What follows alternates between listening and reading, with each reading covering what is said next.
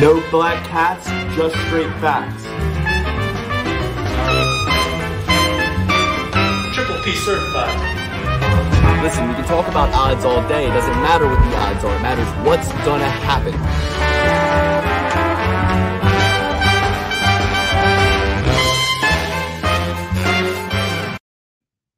Welcome! What a great theme song. I love the theme song. A lot of podcasts probably edit the theme song in after the fact. Not ours. I make these boys sit through it every week, remind them what they play for, remind them why they're here. It's the perfect parlay pursuit.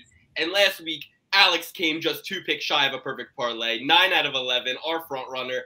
Dan trailing him by just 1 pick, 8 out of 11 correct picks. And me, the little doggy, coming up in 3rd place this week. But remaining in 1st place overall for year 3, I had 7 out of 11, 7-11.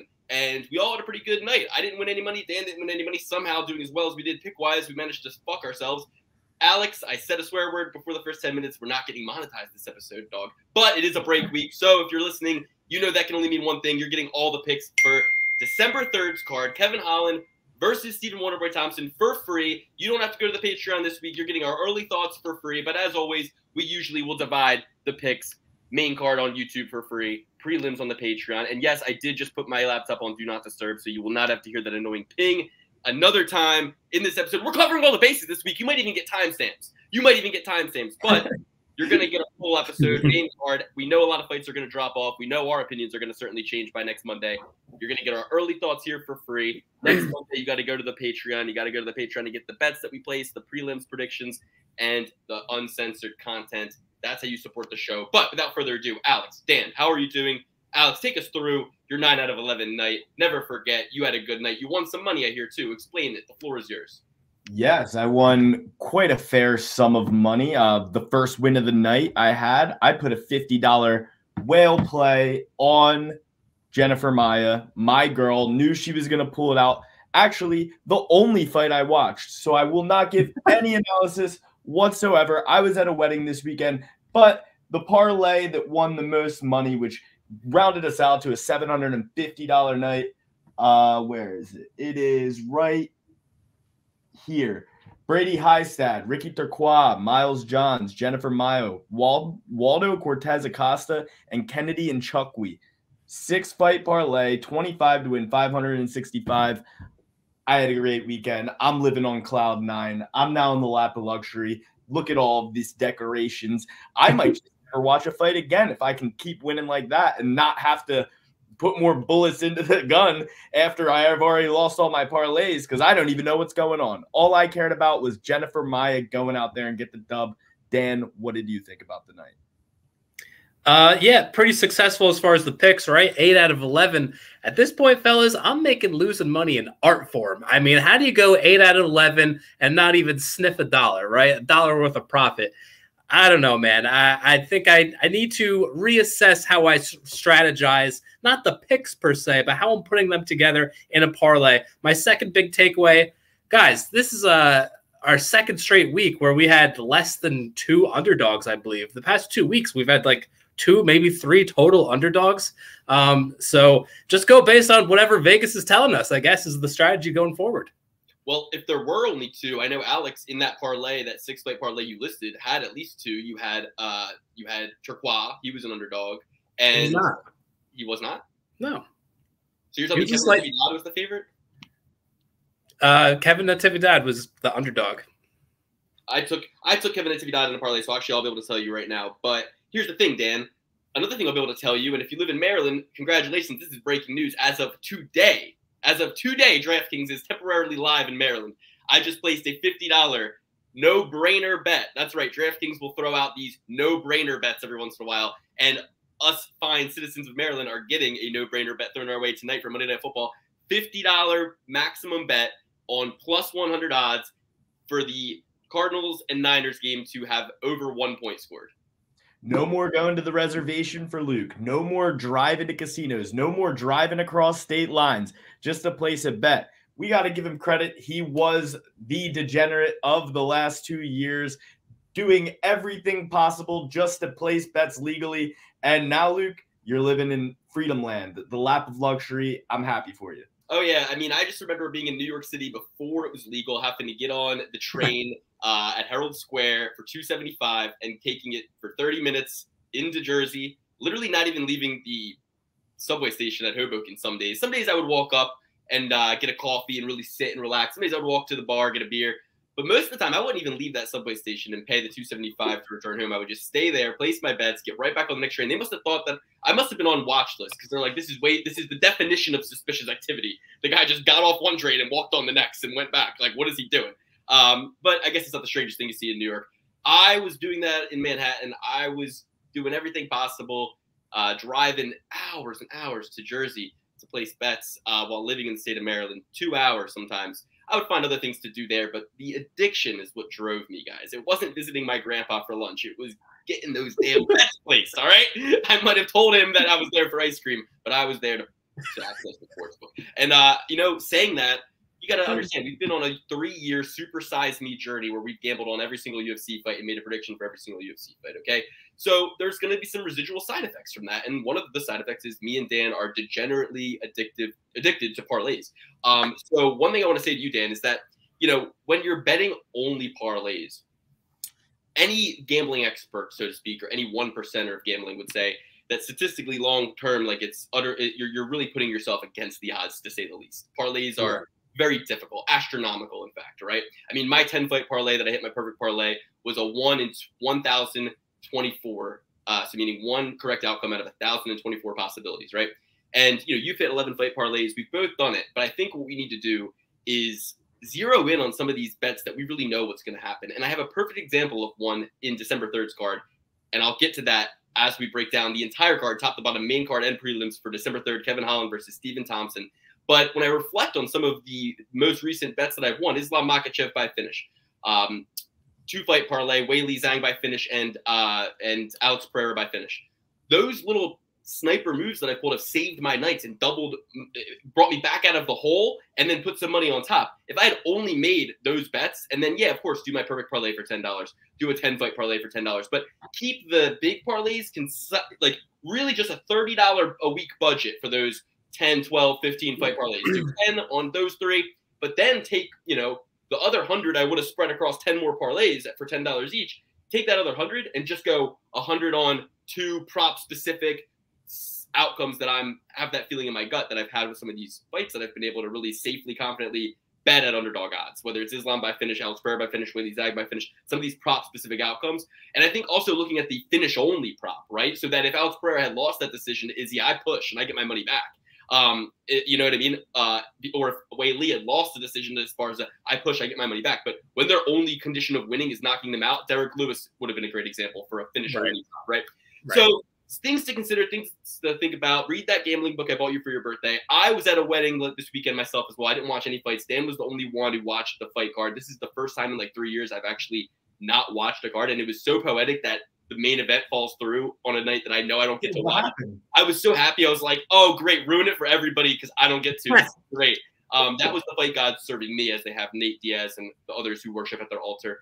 They know what we do every week here. They know we show up every Monday, even on a break week. When all your other gambling handicapping channels did not show up for you today on this fine Monday, we did this fine Monday when sports betting is legal in the state of Maryland. And if you live in the state of Maryland, take that $50 no-brainer bet and make sure you, subscribe to the Patreon with the winnings, because $50 can get you pretty much a year worth of Patreon membership at this point. And if you sign up for a year, we're going to send you a perfect Parlay Pursuit Christmas gift. That's right. Sign up for a year, DM us your address or your PO box, and we will send you a little something special from the 3 of us. It's the thought that counts. 1 year is now a discount membership until Cyber Monday at least. We'll see if we extend it, but at least until Cyber Monday, we are going to be doing a discount for 1 year memberships. Guys, what more is there to say? There's a lot to say. Alex, you're coming off a winning week. You also won some money betting on football. Ooh. Or was that your girlfriend? That was your girlfriend. Okay, moving on. So the card. Let's break down the card itself. You mentioned one thing, that you were having trouble, even though you had. Hold on. Before that, can you guys clear up what happened with the main event? I never saw anything about this. Why was it canceled? All I've heard is non-COVID related illness sending Derek Lewis to the hospital. That's all I've heard. Oh man. Yeah.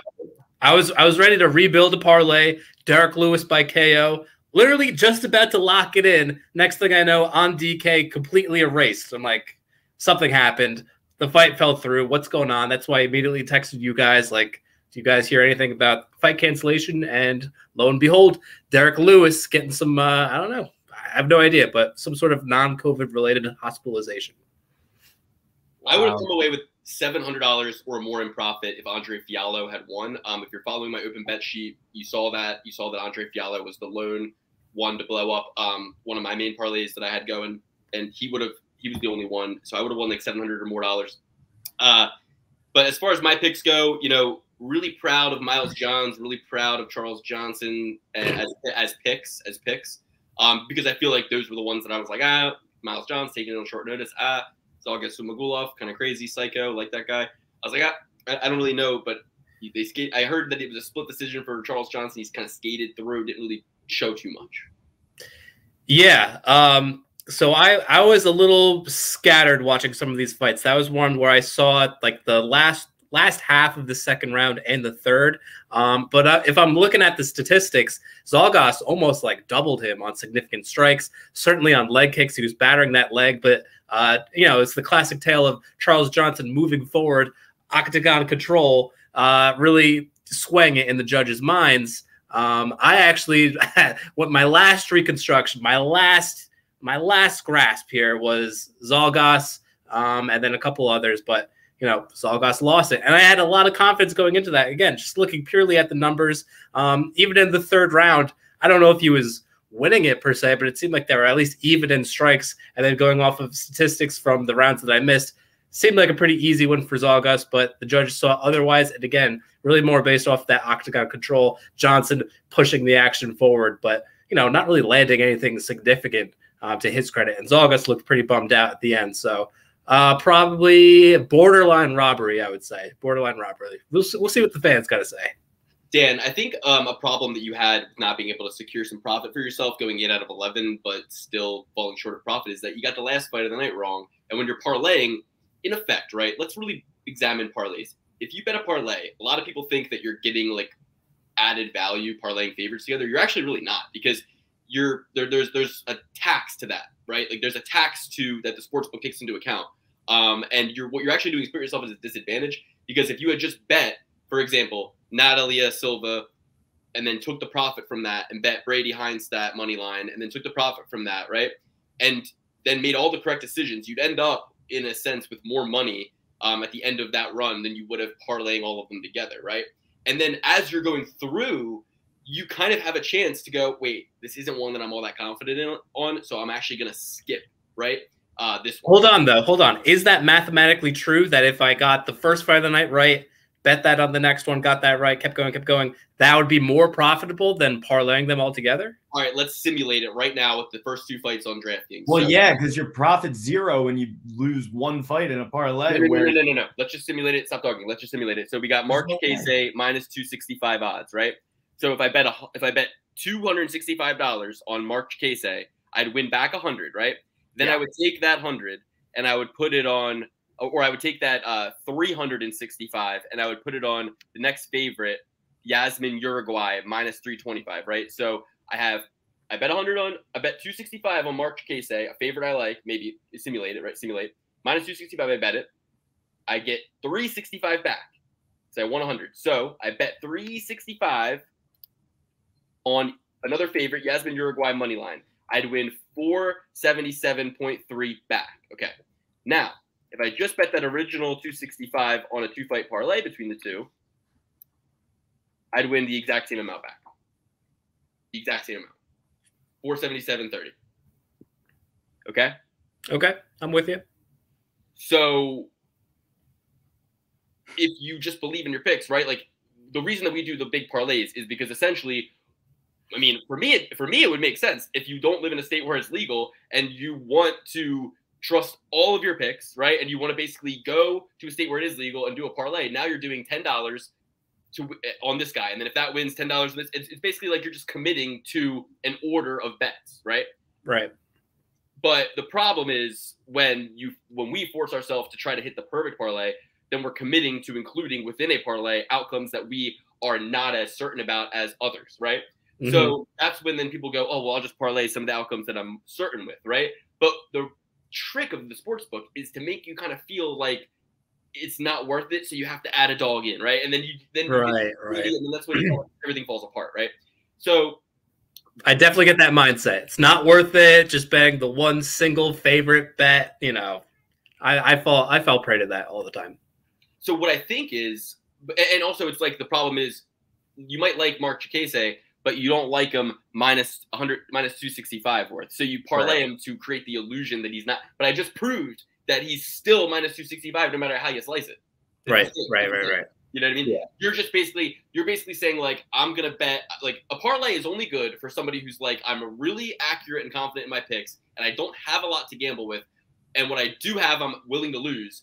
And it's not that much money, but I'm going to pre-commit to these outcomes so that I don't get emotional in the moments and decide not to bet, right? Because if you bet minus 265 on Mark Diakiese, you might get to Yasmin Jauregui and go, ooh, no, I'm just going to keep my $100. And then she wins. You're like, fuck, I could have won more. But if you pre-commit to the parlay, then it's like, all right, word, I'm taking my emotions out of it and I'm letting the roller coaster ride on the tracks without my interference. Que sera, whatever will be, will be. So if you look at it that way, it makes sense to do it. But if you are trying to sports bet responsibly, and not responsibly, but sports bet like the pros do, like the people who make money every week and get banned from the sports books do, go ahead. I don't want to get banned from the sports books, so I want to keep losing. Yeah, right. Or they kick me off and I don't get to have fun anymore. So I'm prepared to lose because one day I'll hit like a massive 200K parlay. That will be the one that they say, all right, you're off. And I'll say, I'm off. And then thank God they'll kick me off at that point because I'll lose that 200K. Yeah. I need them to kick me off eventually. So I only try to hit ridiculous parlays so that once I do, they kick me off and then I can go ahead and retire responsibly. But it is what it is. We're 17 minutes into the podcast, and I'd like to. I just know that Luke read that book before he gave it to you now, officially. He did? He read it? No, I study sports betting, guys. We're in the sports betting niche on YouTube, and I have thought over the last 3 years, is what I'm doing crazy? And the answer is yes, it is. It's crazy. I'm more of a shoot from the hip kind of guy. All right, I think I'm gonna keep going with the parlays. Give me 2 more weeks. I'm a junkie. Give me 2 more weeks with the parlays before I start doing your little mathematical this makes sense plan. All right, give me 2 more weeks for me to hit $500,000. And the other thing is this, and I'm really gonna pull the red curtain. I'm gonna pull the curtain back, and I'm really gonna just kind of red pill everybody here. The reality is this, right? They give sharps access to the sports books before you see the lines. They have a select number of people who they basically give access to the lines, and based on what they pick, they then adjust the lines accordingly. So you're never getting lines that you have an edge on in modern sports betting, in my estimation, right? Because they set the lines and then they have revisions of the lines and they're combed through and stomped into the dirt. It's like, compare it to the stock market, right? The same red pill, black pill type shit you see on YouTube, on financial YouTube, where they're like, by the time you have access to a stock, man, it's not worth buying. Like the people who already have, capital, venture capital funds and shit, they have money. They're institutional investors. They have the access to the good plays. The retail shit you get on fucking Robinhood is never going to make you wealthy in the true sense like these institutions are, right?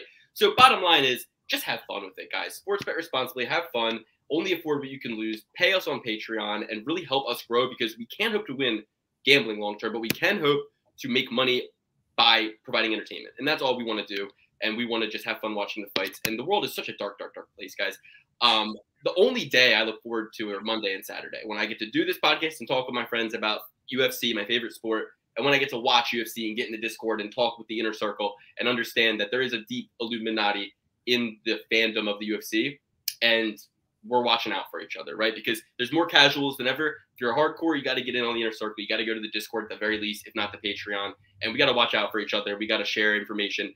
I got a guy right now on Instagram who sends me information about sports books that have bets on them that are for fights that have already happened, he says. Meaning they don't know what their odds are, and they still got odds up for a fight that's finished, right? He told me this, that he said, I made money doing this. He's like, I've bet on these fights. He's like, if I ever see another one, I'll shout it out to you. So we have people like that who are in this community, really smart folks, right? Smarter than us. And we're the ones with the podcast. So I think long-term what we do is we bring people on a talk show kind of style, like a call-in show, right? Where I drop this link for the streamer that we're on right now, and we just have people call in, and you don't have to show yourself on camera. We can block your vision. Like I can go. I think you can block vision, right? How do you block? Dan, you can turn your camera off, can't you? Stop cam. All right, so you can do this, folks. And Dan, pretend you're a caller, right? All right, caller. Hello, how are you? Who do we got on the phone today?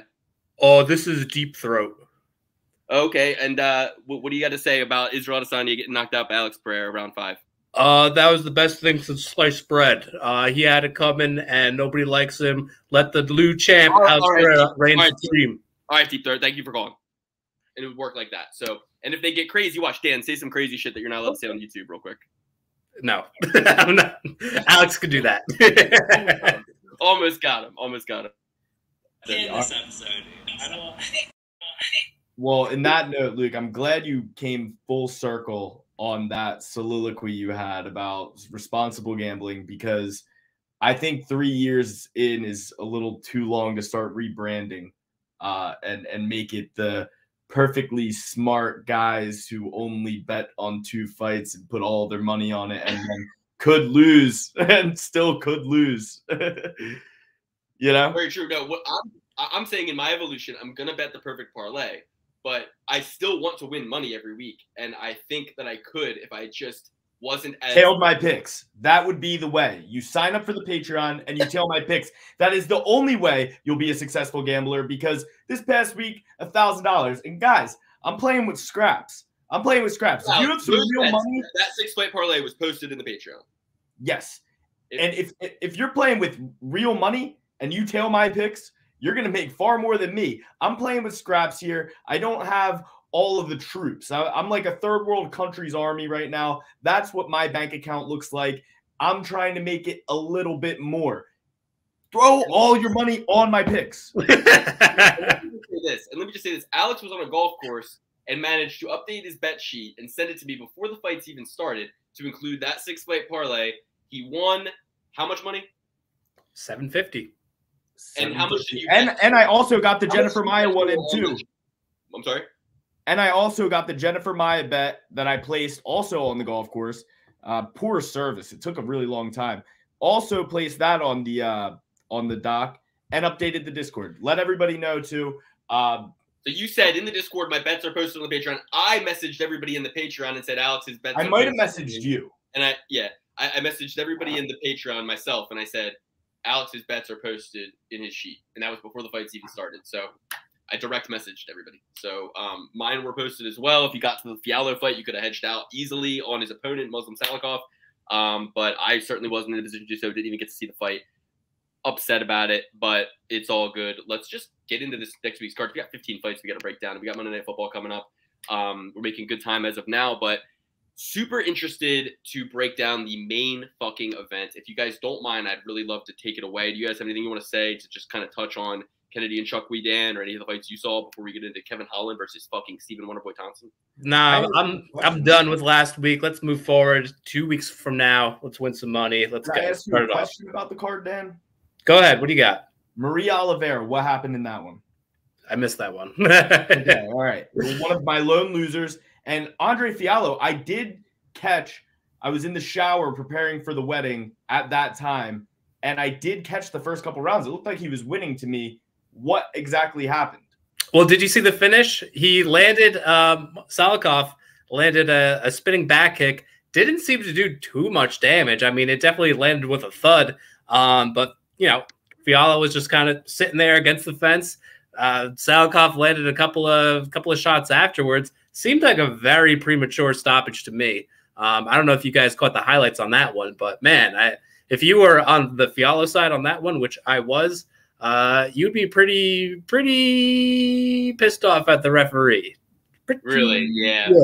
I'm glad I didn't see it then, because I would be very pissed off. I like Andre Fiahlo. I had him not only money line but by knockout in 2 parlays that went down, and if they had won, I would have been up, I think, maybe even $1,400.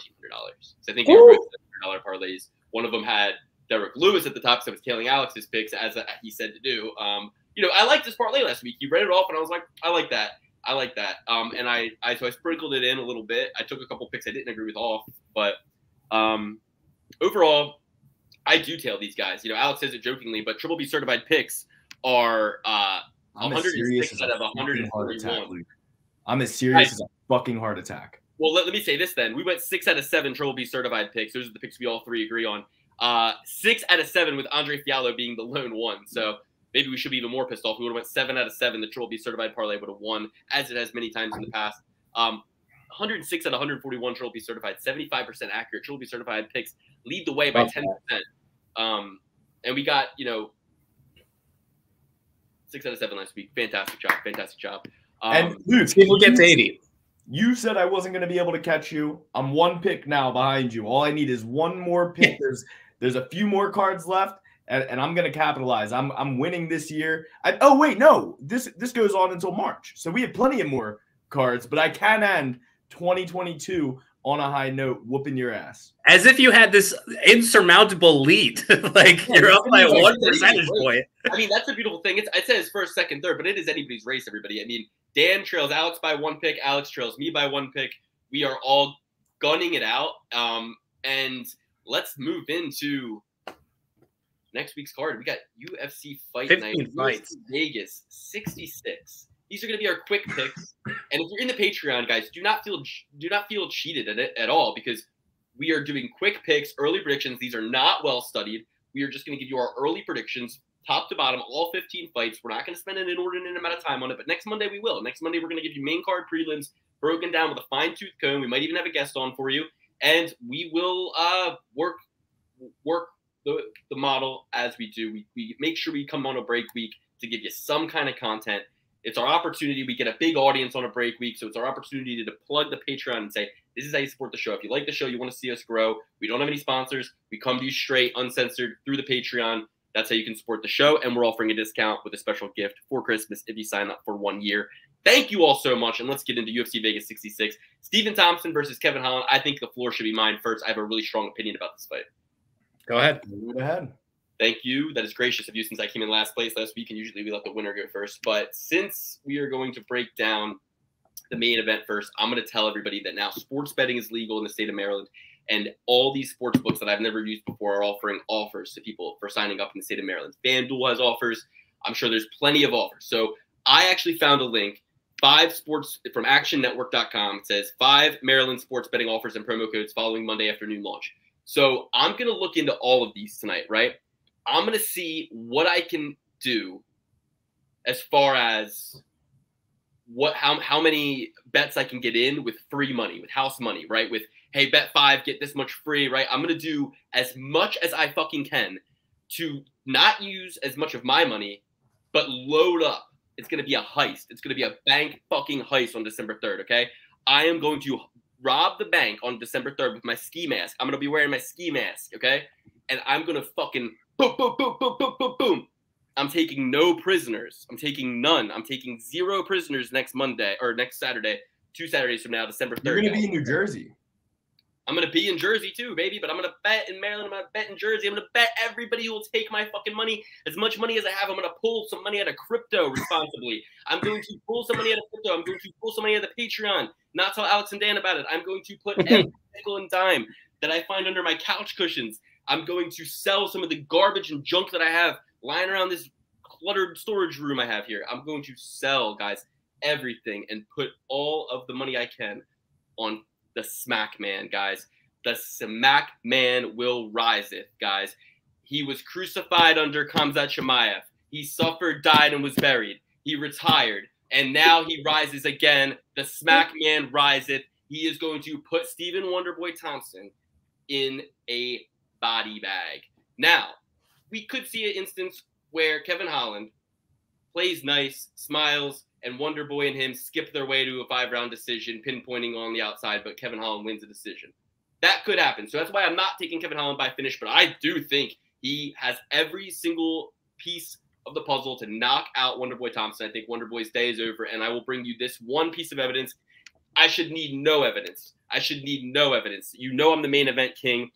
One of the reasons I'm not taking Kevin Holland by finish is because the odds on him money line right now are so generous. And what I'm praying and begging every other handicapper in the space to do, while you have your nice vacation week, watch this episode, and I want you to tell your audiences, like you really want to do, that Wonderboy at plus 110 is great value, and he's a legend, and he fought Tyron Woodley, and it was a draw. Please use all your nostalgia and love for the nice guy, love for the guy who's not going to pull your pants up over your head at the water fountain, to not go ahead and give all your respect to the legend, guys, because he's going to go down so hard. And I want Kevin Holland to move to an underdog. I want the fucking idiotic masses who bet on Cowboy Cerrone over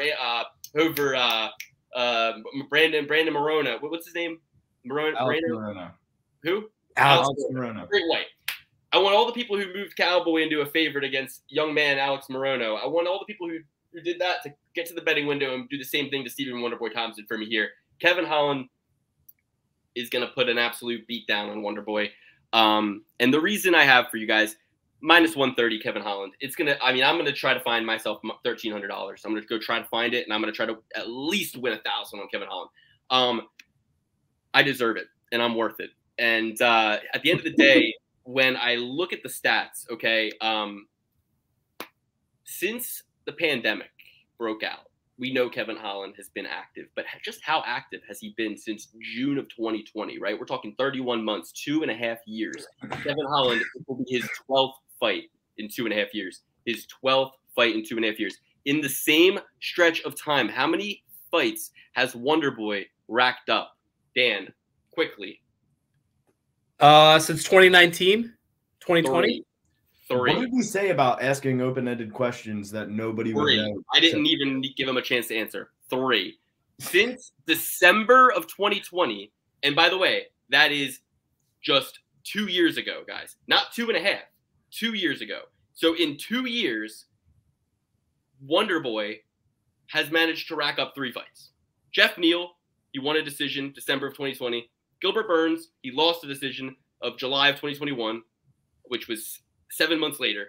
And then 7 months later, 6 months later, he fought Bilal Muhammad and lost that decision too. He fought and lost to 2 grapplers in a row and was so discouraged by it, he started begging for a striker. Starts begging everybody who can strike and knows he will only strike for a fight. They try to give him, what's his name? Shavkat Rakhmonov. So that shows you where the UFC's head's at. Kill him. Send him out to pasture. We don't care. And his inactivity, he will pay for. He will pay for it. The UFC's mad at him now. You don't say no to the UFC. He's had every opportunity to fight for a title. He blows it every time. He's been given every opportunity. He needs to shut his mouth, do what he's told, and he hasn't been doing that. This is a trap. It's an absolute trap. He's like, oh, Kevin Holland will strike with me. Kevin Holland just might judo throw him onto his fucking head. You know what I mean? If he wants to. Kevin Holland might do whatever he wants. Kevin Holland could literally do whatever he wants to Stephen Wonderboy in there. He can knock him out. He can tap him out. He can throw him on the ground and beat the shit out of him. He can do whatever he wants, and he will. And he's going to put gray-haired, wonder-old man in a body bag in a coffin. He thought Frankie Edgar was bad. This is going to be even bad. All of you nerds are going to pee your bed when you go to sleep at night fearing the smack man who beat up your hero, Stephen Wonderboy Thompson. And that's all we'll say about it. We're done here. 3 fights to 12 fights. Yeah, I'm going to go with Kevin Holland, too. I think this is a very easy play. I was going to do a little kayfabe, act like I was taking Stephen Wonderboy Thompson just to get the hairs on the back of little Lukey's neck standing up. But I'm taking I almost just said it. I'm taking Kevin Holland here. I mean, I agree with Lukey, and this is almost a 10-year age disparity. Wonderboy turns 40 in a week and 2 months. So Kevin Holland just turned 30. He's looking great. His upside is a lot better than Wonderboy's. Wonderboy's on the downslope. Kevin Holland's on the rise up. Kevin Holland's going to go out there and get it done. Rob a jewelry store. Tell him, make me a grill and make it a big one because we got Big Mouth coming in. I mean, I can't Little believe we're getting bing, bing, bing, bing, bing, bing, bing. Great timing on that. Wait, listen, folks. We didn't even know that joke, that lyric was coming out, and Luke was right there with it. Can't believe we're getting minus 130 on this thing for all the reasons that my compadres said over here. The 10-year age gap, the amount of activity we got going on with Kevin Holland versus the lack of activity with Stephen Wonderboy Thompson, and also the fact that so many of Thompson's wins are against guys that are short, little chubby guys with like a 60-inch reach advantage, or not advantage. Smackman's coming in with a 6-inch advantage to himself, plus the fact that he's no stranger to karate. Like, so many of these guys are coming in. It's a completely different striking style that they're not used to with Wonderboy's karate. I mean, the Smackman's got that in spades, and he's going to completely destroy and annihilate Stephen Wonderboy Thompson. Minus 130 is an absolute. I mean, thank you, God. This is a great price. And I'm glad you are. I'm glad you're not asleep at the wheel. There's been a lot of people in the comments saying Lukey lost his fastball. Lukey no fastball anymore. he doesn't post timestamps. He's not good with the drops anymore. Hey, he's here. You know, I was taking a long, slow car ride the other day, and I thought to myself, we need more drops. I need customized drops. I need to think about what I'm going to say beforehand and have a drop ready to go for it. And also I thought to myself, I can't just sit down and say I'm going to get 10 drops right now. I need to let them come to me, because sometimes I'll see a drop and I'm like, sometimes they do, and when they do, you got to get it right away. You got to get it right away. You got to get it right away. But the thing is they do just come to you. I send you drops, you ignore them, you do not add them. I edit them for you. All you have to do is put them on, upload it. Yeah, upload it. Card, and that's all you have to do. MacBook Air, bro. I need to use some of the Patreon money to get a better MacBook, because it's always running out of storage. I'm always deleting files. Like I have no storage of our show. Like we have to get YouTube Premium and re-download all the episodes, because I don't keep the episodes. I just delete them. I'm like, whatever. I'm like, I gotta go. I can't be a file hoarder. I'm already a regular hoarder of physical things. I can't have that translate to the digital world, because I'm getting overwhelmed even thinking about it right now. I have 17,000 unread emails. I mean, it's funny. Out of control. It's funny you brought up YouTube Premium. I had a friend over last week, and an ad came on, and he was like, "Are you okay? Do you need money? Like, are you broke? Like, why are you not on YouTube Premium? You watch YouTube strictly, pretty much. Come on, man." I held out for a long time because I was just like, no, I don't pay for YouTube. But when I switched for the 1 month trial, the reason I did was because I wanted to be able to lock my phone while listening to YouTube on a plane, for instance, and save battery. And I don't know why I needed it, but I needed it for something. And man, once I had it, I couldn't go back. The ad interruption, I couldn't go back. I was like, and when you only watch YouTube and you can skip the ads with YouTube Premium for $10, I mean, don't let them hear me say this, but like compared to cable, it's much better, you know? Like I don't watch cable, and they want more money for me for cable just so I can watch football. And it's like the rest of commercials. With commercials. The football commercials are agonizing, dude. They're agonizing. So bad. They're agony, dude. Oh my gosh. Like if I can't hear some of this Fleetwood Mac's music. Like I have a daughter, like my life, I'm an easy crier these days. Like I'll be listening in the kitchen and I hear a fucking commercial and I'm like getting emotional. I'm like having to mute my TV just so they don't play like, because I don't see what's on the TV. I just hear Fleetwood Mac, and I'm like, you know what I mean? Yeah, I do. Anyway, moving on. Yeah, don't give me commercials, man. The Liberty Mutual jingle always brings a tear to my eye, too. I'll pay for whatever. A lot of people are like, oh, you buy pay-per-views? I'm like, I buy fucking pay-per-views every single time because I don't want any drama. I'll pay whatever I need to pay for no drama. And guess what? For a while, when I was in New York City, I tried to be like, oh, well, I'm in walking distance to go to a bar. I'll just walk to a bar. You get drama with that too. You get a little drama with that. Yeah, and you know, if I'm at a bar for 7 hours, like I'm gonna buy a lot of beers over the course of those 7 hours, and it's gonna be. I'm spending more than $65. Man, you can't hear the commentary. You got to listen to every other, fan's bullshit in the bar. It's annoying. It's bad. The bar I was going to in Manhattan for a while, I found out they weren't even getting it legally, and then they got shut down or not shut down, but like they couldn't do it anymore because like they weren't doing it legally. So you're getting bad quality streaming. Oh, awful. And you're an accessory to a crime. No, honestly, go search, audit my UFC purchase history, Dana White, and then come to me and say, "Thank you." I might as well have stock. I might as well own stock. You should. I've always done it the right way. There have been nights where Alex has been in Pennsylvania, I've been in Maryland, my mom's been in Jersey. All three of us have fucking bought it. All right, so I don't want to hear shit. It's true. It's good stuff. Because my mom can't figure out how to do it illegally, and I can barely figure out how to do it legally. Alex and me have no respect for money, so we're like, in our minds, we're already going to win $70,000 on the parlay. But that's what you have to do. You got to put yourself in a mindset. You got to feel. You got to go. Why would I care about spending $75 if I'm going to win a shitload of money tonight? That already sets the night up for success. You're already thinking it into existence. You're already like, yeah, like I'm going to have a lot of money tonight. So like that's going to be a drop in the bucket. So all good.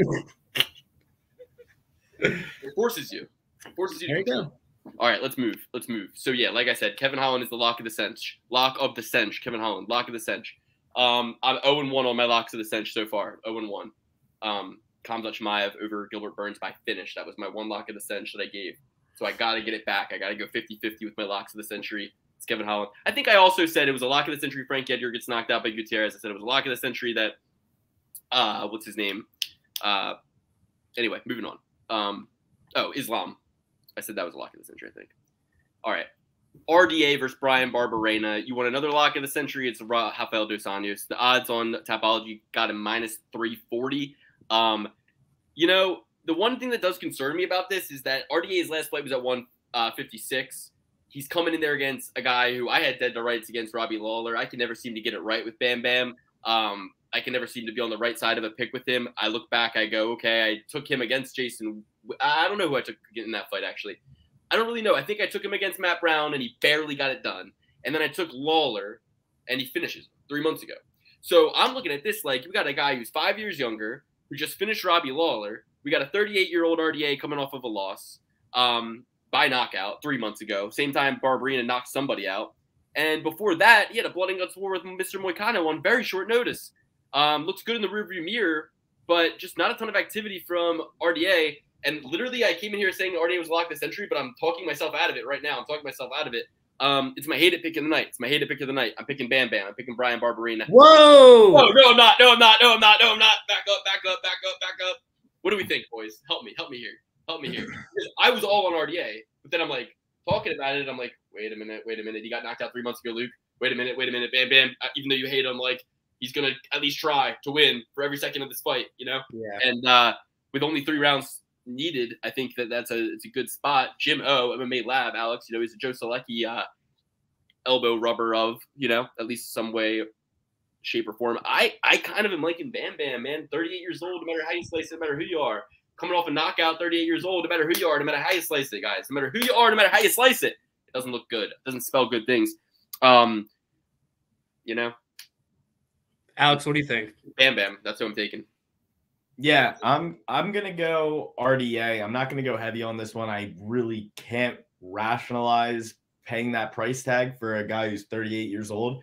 I definitely don't think he should be this high of a favorite, especially as Luke said, he got knocked out 3 months ago, going up a weight class. Usually going up a weight class can favor an older guy. And Rafael Fiziev is a beast. So, I mean, I'm going with RDA. He's done it at the highest level for a very long time. Former champ, been fighting pretty much in the UFC just as long as Brian Barberena and made a much bigger name for himself. And I think the grappling is the X factor here. I don't really have the highest of praise for Brian Barberena's grappling. And RDA is a guy who knows how to score a decision, whether it's holding you up against the cage, planting you to your butt, or finishing you.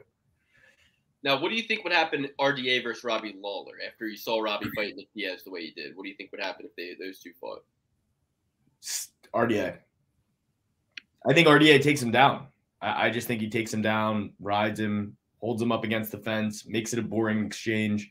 But 20-12 in the UFC is RDA. 20-12 in the UFC. Bam Bam coming in 9-6. So if you double Bam Bam's record, you get 18-12. So he's right there, you know what I mean? And he's younger in terms of the way that he competes.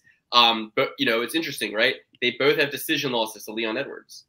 They've both competed with the champ. RDA is, you know, 38 years old and shorter, smaller.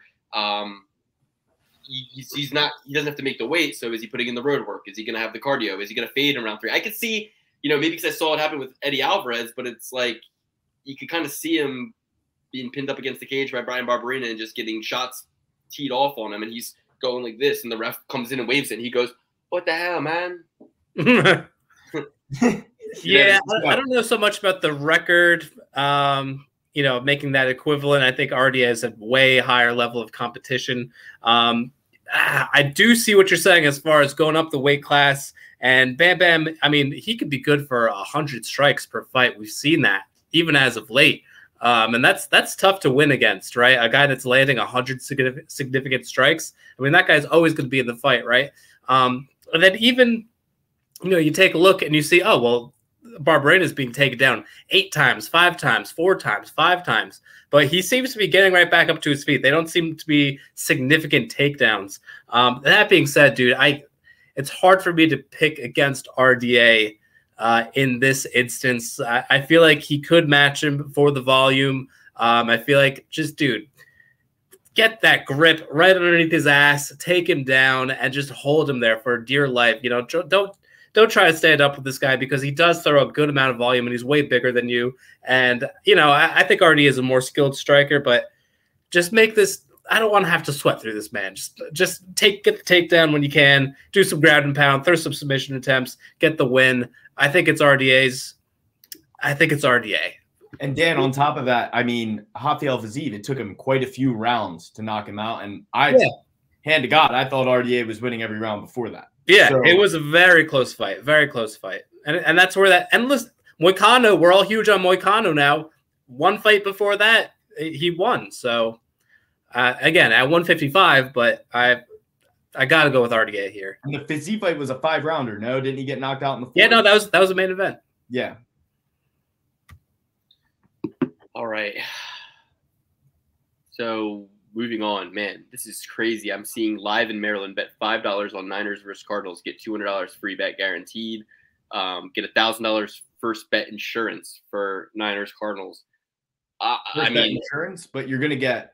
But Luke, be careful with that. Free bets back. You get free bets back. Free bets, and you can't take it out until you win like a certain amount or something. Yeah, like until you play through. Yeah, you got to play through. It's crazy how they can advertise that. It's so predatory. All right, moving on. Let's move through the card. And guys, remember, these are the early quick thought picks. You know what I mean? So I'm taking Brian Barberina quick. Who did you guys end up taking? I kind of zoned out there for a sec. Just thinking about all these. Took RDA. RDA. Yeah, it makes sense that you would. It's no shame there. I came in thinking I was going to. I just got a little wild on myself. Brian Barberina's the pick for me. Mateus Nicolau versus Matt Schnell. Damn, Matt Schnell coming in last time. Blood, guts, and glory. I think something was going on. He had a personal trauma, something going on, and he came in and he fucking competed, dude. Tooth and fucking nail. Ended up pulling out the finish. Love Matt Schnell forever for that, man. Matt Schnell is a fucking guy who will fight for your dollar no matter what. He's coming in off that win against Suma Jauregui. He's coming in plus 190 underdog. Can't get that respect after back-to-back losses to Bontarine, to Brandon Royval. He's lost to Pantoja in there. Did sneak a split decision win against Tyson Nam in his last 5, but 32-year-old out of Shreveport, Louisiana, American top team, trained 5'8", 70-inch reach. Is going to have 4 inches over his opponent, Mateus Nicolau. Ooh, that was like a professional level read right there. Just to let you guys know that was actually pretty good. Pace-wise, the information-wise, I'm giving it to you quick. If you have to go 0.5 on it, go 0.5 on it. Slow me down a little bit. But I'm just saying, 2-inch height, 4-inch reach, American top team. Give me a reason not to take him at plus 190, everybody. Give me a reason to not take him at plus 190. I know Mateus Nicolau is tough. I know he's 3 years younger, but that doesn't put him in any straight-up win category. It's not like he's 6 years younger, 8 years younger.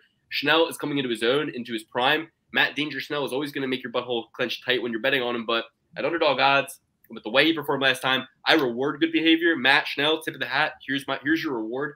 I'm neck and neck with these guys. I'm putting my odds, my rank, everything, my parlay on the line for you. We're supposed to buy low, sell high. This is not what I'm doing here.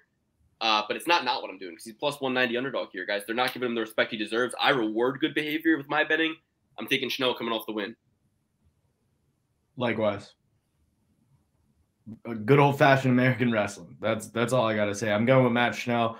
I mean, I just don't really know a reason to take Mateus. He hasn't necessarily impressed me even in his wins, whether it be Manel Cabe or Tim Elliott. Nothing really stands out as spectacular, amazing. Now, does anything Matt Schnell do spectacular, amazing? Not necessarily, but it's a more memorable fight every time Matt Schnell's out there, whether he's losing or winning. I mean, Brandon Royval, that comeback win was amazing. That was amazing. Yeah, and Brandon Royval is an absolute dog. You lose to Brandon Royval, I mean, no shame in that whatsoever. He fought Brandon like you fight Brandon. Yeah. And if you don't do that, you don't lose to Brandon. But he did that. So he, Yeah. I hope he did. I mean, I don't know what Mateus's route to victory is, but I know what Matt Schnell's is, and I'm going with Matt Schnell. Matt Schnell's is go in there, create a dust ball, and fucking come out with your hand raised. You know what I mean? And it's like, I've seen him do it, and he's a veteran in this situation. He's got much more fights than this guy's 3 UFC fights that he's not really impressed that much in. Pretty good wrestling, too. You know, it's either Nikolai's coming out party where he gets his first finish, or he's going to get finished here, and he's going to have to fucking reassess. But, you know, that being said, it's hard to expect him to get finished because he is good and sound. But like I said, if Schnell was coming in here the favorite off that last win, then I'd be like, okay, we're getting crazy. But you're giving me underdog odds on Matt Schnell. He's the vet. He's going to force Nicolau into a fight that he's never had before in his entire life. He's going to force him into a fight that's going to be harder, crazier, more dynamic, quicker, faster within the first few seconds of the fight than any fight he's ever been in. He's gone only to decision in his last 3 fights. He's managed his energy. That means he's managed his energy over 3 rounds for the last 3 times he's fought. He's going to panic when he realizes within the first 3 minutes that he has not managed his energy and he needs to finish Matt Schnell, and Matt Schnell is still coming forward on him. That's that. Matt Schnell gets the win. Moving on. Dan, what do you think? I'm going to split the ticket here. I think I'm going to go with Nicolau. I'm going to give him a little bit more props than I think you guys have been giving him based on the last 3 fights. Tim Elliott, Manel Kopp, David Dvorak. Tim Elliott sucks.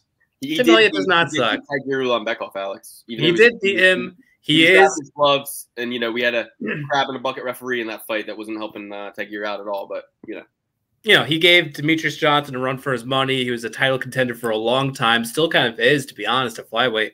I'm going to respect Nicolau. Listen, he's got a couple paths to victory. First of all, Schnell. Let's not forget, he does have a glass jaw. He's been wobbled multiple times at flyweight. And yeah, maybe the rest. I mean, Schnell's wrestling's okay. I mean, he gets taken down here and there. Whereas, Nicolau, he's got a submission game. So I think there are multiple paths to victory. And again, I do respect his recent win streak against very top contender guys.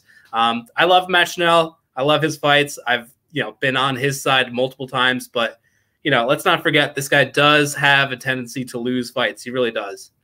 So I'm going to go with the guy that's a little bit younger, a little bit bigger, and I think has more paths to victory than Schnell. Dan, I hope to God that he uses that jiu-jitsu that you're talking about. I hope Matt Schnell plants him to his ass and he tries throwing up triangles and arm bars all night, and then Matt Schnell wins the decision. Listen, as a fan, I love Schnell. I've been on Schnell multiple times, as I've said. I love the guy. He's a great, entertaining fighter. So as a fan, I'd love that. As a bettor, I think I'm going the opposite end. This next fight is to this card as the main event that was pulled last week was to last week's card, in that it's the same fight, in my opinion, in a lot of ways. I mean, you have Sergei Spivak versus Derek Lewis. There's a reason Derek Lewis didn't show up and take center stage that night. It's because I think he knew. I mean, let's listen. It's not that Derek Lewis is afraid to walk out there and lose guys, but I think that he's kind of facing a point in his career where he doesn't want to lose that many in a row. And if he caught wind internally that he was not going to be able to perform, I think it makes all the sense in the world for somebody in his position to find a way out, one way or the other. But if it's not yes, it's not yes at the end of the day. And the answer was not yes for Derek Lewis. And I think the answer should have not been yes for Tai Tuivasa. He's only got 1 loss in his last 5, so it's not like he's in a desperate situation like Derek Lewis, and he's only 29, so he's a lot younger than Derek Lewis. So I think that's why he can take this fight, and he's going to take this L. Second most generous odds on the card go to -165 Sergey Pavlovich. He is going to go out there and fuck up Bam Bam. Only one Bam Bam's going to win tonight. They're both underdogs, but only one's going to win. It's going to be the younger one, but not this Bam Bam. It's going to be the younger one versus RDA, Brian Bam Bam Barberina. You get what I'm saying? TT, not to confuse you guys, but TT is going to lose. He lost to Cyril Gane 2 months ago. Quick turnaround. After a world title fight, you're going to have a little bit of a Super Bowl hangover. You're not going to have a second peak right away. You're going to have a couple beers after that fight and then soak your sorrows and be a little depressed and whatever, right? I don't care how he handled it. I just know he hasn't been doing what Sergey Pavlovich is doing. Sergey Pavlovich, who just KO'd Derek Lewis, by the way. Sergey Pavlovich, who KO'd Shamil Ibrahimov within the year. Shamil, who, was inactive and hadn't fought for 3 years before that, but has proven that was the third fight, lost fight, knockout, brutal in a row, and also got knocked out by Derek Lewis way earlier in his career. Sergey did? Yeah. He has 1 loss, and it's to Alistair Overeem. No, I thought you were talking about Shamil. Oh, right. Okay, yeah. So, your 1 loss is 2018 Alistair Overeem, and then you end up taking off like a lot of time. Like he took off a shitload of time. Not after that fight, got 2 wins in a row, and then 2 first-round wins in a row. So, but then decided to take a shitload of time off, probably because of the pandemic, probably pandemic-related, unable to get out, visa issues, things of that nature. I'm not really sure. He had something scheduled with Cyril Gane 2020, with Tom Aspinall 2021, Tom Aspinall 2021, and then finally gets in there 2022, back-to-back, and now he's getting there again with Tai Tuivasa. I just see no path to victory for Tai. Obviously, you can knock him out, guys, right? But with that thick of a neck that Sergey has, I think he could eat two of Ty's best shots, and I think he can give – if he can eat two to give two, Ty's going to be the one who gets knocked out. He just got knocked out recently. And, you know, it's very hard to knock a guy like Ty out, but I think you can stun him and be quicker and be stronger and wear on him. And I think that Sergei wins this fight relatively easily. I think he can win by decision. I think he can win by TKO. I think he can submit him. I think he can knock him out on the feet. There's a lot of paths to victory here. It's hard to really say which one Eagles MMA is going to take. But give me the guy with the bigger reach by 9 inches. Give me the guy with the height advantage. Give me the guy who's just slightly thinner, 254 to 266. I mean, he can move around with that reach and that height a little bit better, thicker, built better in all the right ways. You know, for Ty to win this, it would be a true David versus Goliath victory. I mean, Ty has no business being in there with this guy, no offense. Even though he just fought against Rogan for a title for sure, but, you know, got finished. Almost knocked him out. You know, yeah, but, you know. Not for the title, but yeah. I don't know. I mean, I'm just looking. It's like, okay, we'll see. We'll see if I'm right. But I think this is the second best value. I think it's Holland and it's Pavlovich. So I'll take Kevin Holland, and I'm gonna probably do a parlay, or then I'll probably do a little bit on Pavlovich too. Fuck parlays. Done with parlays. It's the no. I'm kidding. We're still the purple pursuit. We're still the purple pursuit. Yeah. I agree with Luke wholeheartedly. Okay. Only one Bam Bam is gonna win, but it's Tai Tuivasa. Oh! It's not that clown that he bet on before. Tai Tuivasa is 29 years old with a little bit more experience against much better opponents. Luke, are you telling me somebody who fought Maurice Green knocked him out in the first round? Is that impressive to you? Yeah. The drunk? He knocked out a drunk. You do that to bums every night in New York when you were there. So some people can't do that though, Alex. Some people struggle with people they should have gotten out of there. You know what I mean? Not Tai Tuivasa. He gets everybody out of there. If he wins a fight, he gets them out of there, and he's going to get this guy out of there too. Tai Tuivasa, book it. One of the best dogs on the card, in my opinion, Tai Tuivasa.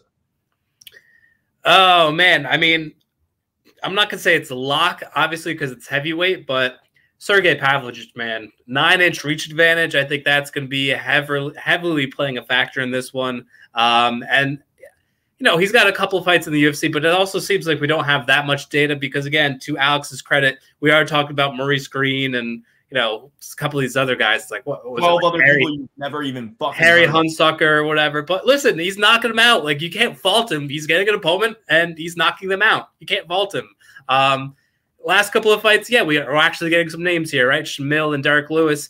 He's taking care of them, too. So I think, you know, the guy who's clearly a little bit more – Let's not dwell on it. Let's not dwell on it, right? A little bit more shredded, a little bit more in shape. Seems to be, you know, dedicated to his craft. Got the knockout power, got the reach. I'll take him, man. I'll take him. Sergei Pavlovich, father's plan, Eagles MMA. Alex is nostalgic. He likes doing shoeys. I'll take a shoey bet with you on this. Want to take a shoey bet? It's not nostalgia. The man is 29 years old. I'll take a shoey bet all day.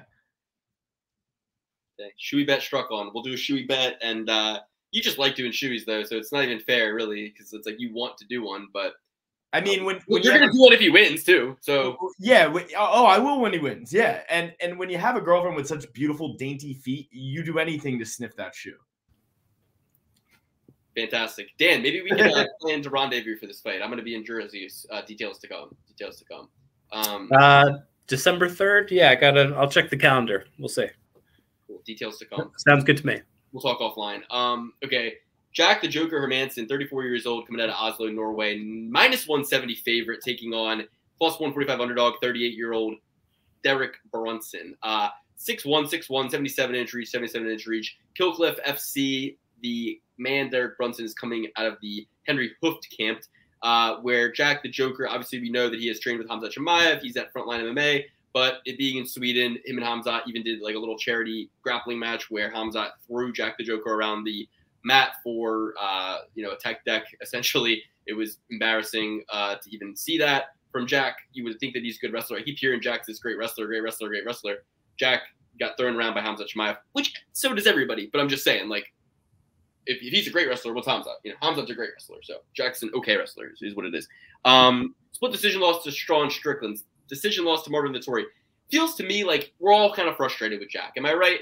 The decision win against Chris Curtis, a lot of people feel like it wasn't enough. I know I took Jack then. That was a buy low, sell high moment for me. I was big on Chris, took Chris Curtis, boom, boom, back-to-back wins, and then I fade him with Jack. I've been right on every Chris Curtis decision in the UFC so far. So I take Jack against Chris Curtis, but a lot of people think that it wasn't enough. Sorry, guys, I should have that on Do Not Disturb. I do have that on Do Not Disturb. I don't know why this is not working.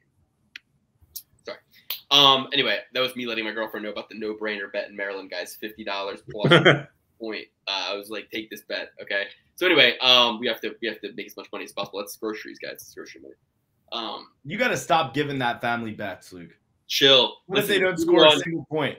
This fight is so hard to call because we got 38-year-old versus 34-year-old. You don't know when the last of Brunson is. You want to think maybe it was last time, right? He gets KO'd stiff by Jared Cannonier, who doesn't really impress against Izzy. He's now going to get in there with Sean Strickland, but it's like, okay, what do we really do with Derek Brunson now? Like 9 months ago, yeah, he took kind of enough time off to not fucking lose here.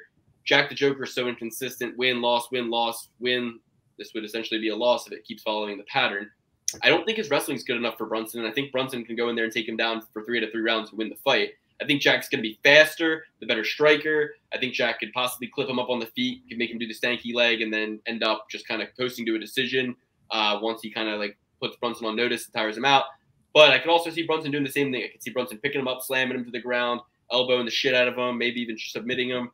Really difficult fight to call. I really don't like this one from a betting perspective, but give me the underdog Derek Brunson. Dan was just saying how a lot of favorites are winning. I'm going to go with the favorite here in Brunson. I'll rue this day, though. Wait, Brunson isn't the favorite, is he? No, he's the dog. But Dan was saying a lot of favorites won the last couple weeks. So I'm saying that'll be like the third dog I picked so far, and it's going to be a long night. So, yeah. For me, I wanted to take Brunson all day, but then I go back in time, right? I remember how Brunson was talking about his last run when he was on that 5, 6, 7 fight win streak. And he said, this is my last ride. I am 39 years old. I've been knocked out every one of the fights I lose, I get knocked out. He's a big time, puts his chin out and kind of wails punches in. Jack Hermansson's crafty enough, and people sleep on Jack Hermansson's jiu-jitsu game, whether it's standing guillotines, things of that nature. He's not a guy to really jump crazy in and sacrifice position. But then again, on the same side, I'm thinking, what did I think about Kelvin Gastelum when he was about to fight Jack Hermansson? He's going to take him down. He's going to finish him. He just had an amazing fight with Izzy. These are two guys that have the ghost of Izzy in their past. They might have left parts of them in that cage because they get rocked. They get rocked, and Jack Hermansson's slick on the ground. I think he might be good enough to keep Derek Brunson off of him. I mean, what does Khamzat Chimaev do to Derek Brunson? Like, he absolutely destroys him. You know, he ragdolls him.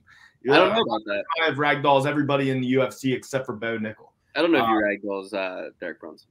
He'll ragdoll. Oh, yeah. No, he wouldn't, because it would just be like the Mershart fight, and he'd hit him with one punch and knock him out. It would be a quick knockout. 6 out of 8 of his losses are by knockout. 5 out of 6 of his UFC losses are by knockout. Yes. So I think Jack has a crafty enough striking game where he stays on the end of his punches. It might not be the best fight you'll ever see, but I think Jack comes away with the victory, whether it's by decision or a sneaky jiu-jitsu move. If Derek Brunson can even get him down, he's got a lot of distance to make up. Jack Hermansson's a big man, and he keeps people on the end of that punch all the time. Dan? I think Hermansson by decision is a very good play. We're getting Brunson at 38 years old, coming off of a vicious knockout. As Khabib says, you don't hit your prime twice. This is a guy who, he had a nice little run towards the end of his career. We kind of thought, maybe he'll give Izzy some troubles with the takedowns. This is clearly the end, though. Again, coming off the knockout loss. And a guy who does not really get knocked out in Jack Hermansson. He's very defensively sound. He's got very good takedown defense. Even if it does get to the ground, he is a submission threat. I don't think he's going to submit Brunson, but as Alex said, I think, this is going to be a relatively boring fight. It's going to be a jab fest. It's going to be a guy who's 4 years younger, still in that prime area of 34, right? Not completely over the hill. Hasn't taken a whole lot of damage Jack Hermansson. So I think it's all adding up for me for a Hermansson play. What is he at? Minus 130 favorite on this one? I think completely justified. I'm taking a look here, and we got Jack Hermansson at minus 135. I think we're looking at Kevin Holland area as far as certainty on this one. I'm really liking Jack Hermansson. Jack has pillow hands and is not mean enough to do to Derek what needs to be done to win a fight against Derek. That is my take. All right, Kyle Daukaus versus Eric, your boy, Anders. Now, listen, Daukaus, he's knockoutable for sure, and Eric, your boy, Anders, is motivated to do some knocking out, but too old, too specified into one sport, playing football for University of Bama, 35 years old versus 29. Damn tired. I like everything I see out of Daukaus in the sense that, look, I knew he was going to – I'm great at picking Chris Daukaus fights, right? Knew that Phil Halls would beat him, knew that Kevin Holland would find a way to beat him, and it was no contest. Knew that he would beat Jamie Pickett, but knew that Dolateze would beat Kyle Daukaus. I said it was going to be by knockout. He finished him quick. That was 5 months ago. I expect to see a firm, a focused Kyle Daukaus, one who knows what he's up against, and one who can take Eric Anders down or at least cage control him. He's going to be a little taller. He's going to have a little bit more physicality, I think, even though Eric has the muscle. But I think Eric's muscles will not play dividends. They will cost. There will be liabilities in this fight. He will gas. He'll get sunk into deep waters. I see Eric Anders tap into a rear naked choke. Kyle Daukaus, Kevin Daukaus for me. Yeah. Call him Kevin Daukaus still gets back on his winning ways from here on out. That's a rule. Yeah. I'm going to go with Kyle Daukaus. Kevin Daukaus. I'm close to the Philadelphia region, and I might actually run into him one day. And he's like, what's all this Kevin stuff I hear about? I'm going to be like, that's my idiot brother. Go down to Maryland. I'll give you his address. But I honestly don't even know who those people are. But I want to say this in the most nice way. Philly, it's had a bit of a sports resurgence lately. We've had a lot of great guys get in there. Sean Brady beats Bilal Muhammad. He's right in line for a title shot right away. Right. Trotsky was able to kind of redeem them with his most recent win. He fought Wellington Turman, but that's Wellington Turman isn't good. No, but Luke, this is what I'm getting to. The Philadelphia Union does good the entire way, loses in the championship. The Phillies do well all the way, lose in the championship. The Eagles, they're doing amazing. I don't want to cast any bad spirits, guys, but the way this Philly sports gang has been looking as of late, I feel like we're just getting set up for the biggest disappointing year in Philadelphia sports history. Luke, you're casting dispersions. I know it's bad. It's bad. I just saw it with the Phillies, Sean Brady, the Union. I don't give a fuck about that, but nonetheless, I feel like we are on the precipice of the most disappointing year in Philadelphia history. And this is a regular season matchup. This is the Eagles versus the Colts. Yes, this looks like an easy matchup on paper for Kyle Daukaus.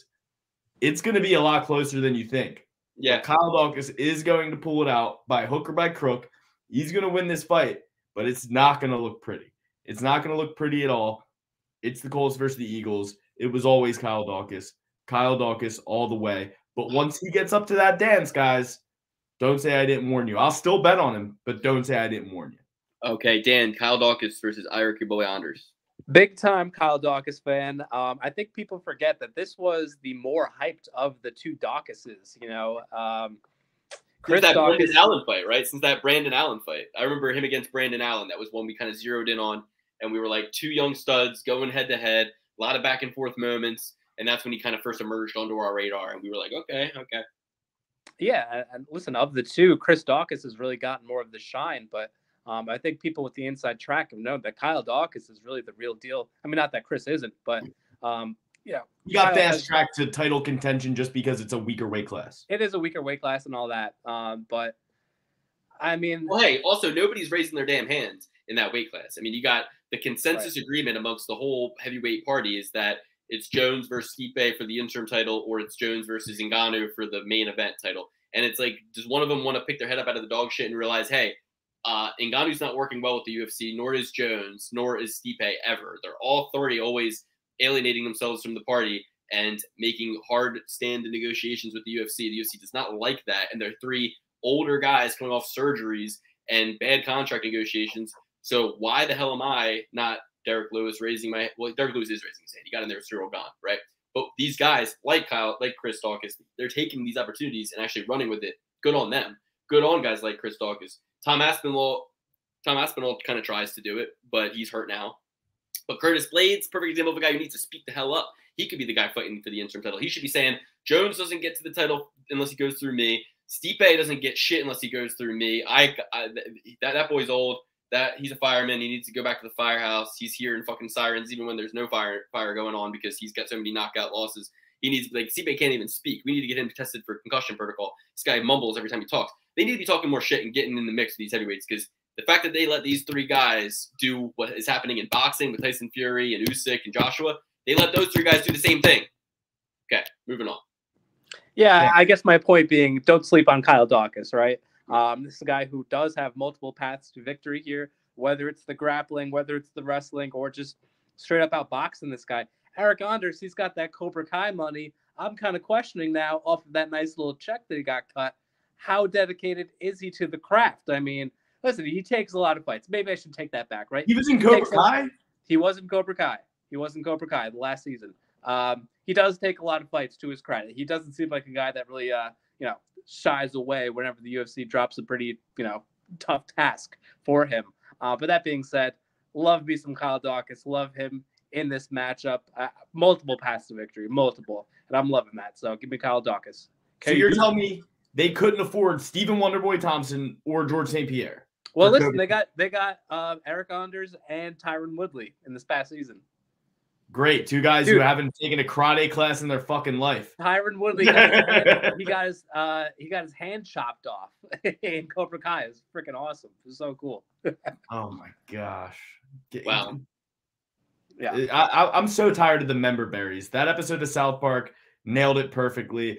Everybody with their Cobra Kai, get the fuck out of here. I don't want to watch a single episode of Cobra Kai. I'm not even going to watch the Karate Kid ever again. I'll never even watch the Karate Kid again. You probably never even saw that, so shut up. There's no member berries for you anyway to draw from. Dan, I saw the Karate Kid like 9 times. Every time it was like in school, like during a rained out like day where we couldn't go to recess, or like where it was like Christmas, like the day before we got off for Christmas, and the teachers were phoning it in. It was always something like that. Like that was when I watched the Karate Kid. Or so. But yeah, I'm phoning it in tomorrow. Sorry? I'm phoning it in tomorrow. Tomorrow's a phone-in day. What are you playing? The Magic School Bus? Your kids have off Wednesday? Yeah. You gonna play Magic School Bus for him? No, I got high school. We're not doing Magic School Bus. What do you play for high schoolers? I bet. Let me guess. Rudy. Oh, I should. Classic. I should. Classic. It's fall. You show them a little Boston, a little Notre Dame. Watch Rudy. Send him off to Thanksgiving. You know where Notre Dame is located, Luke?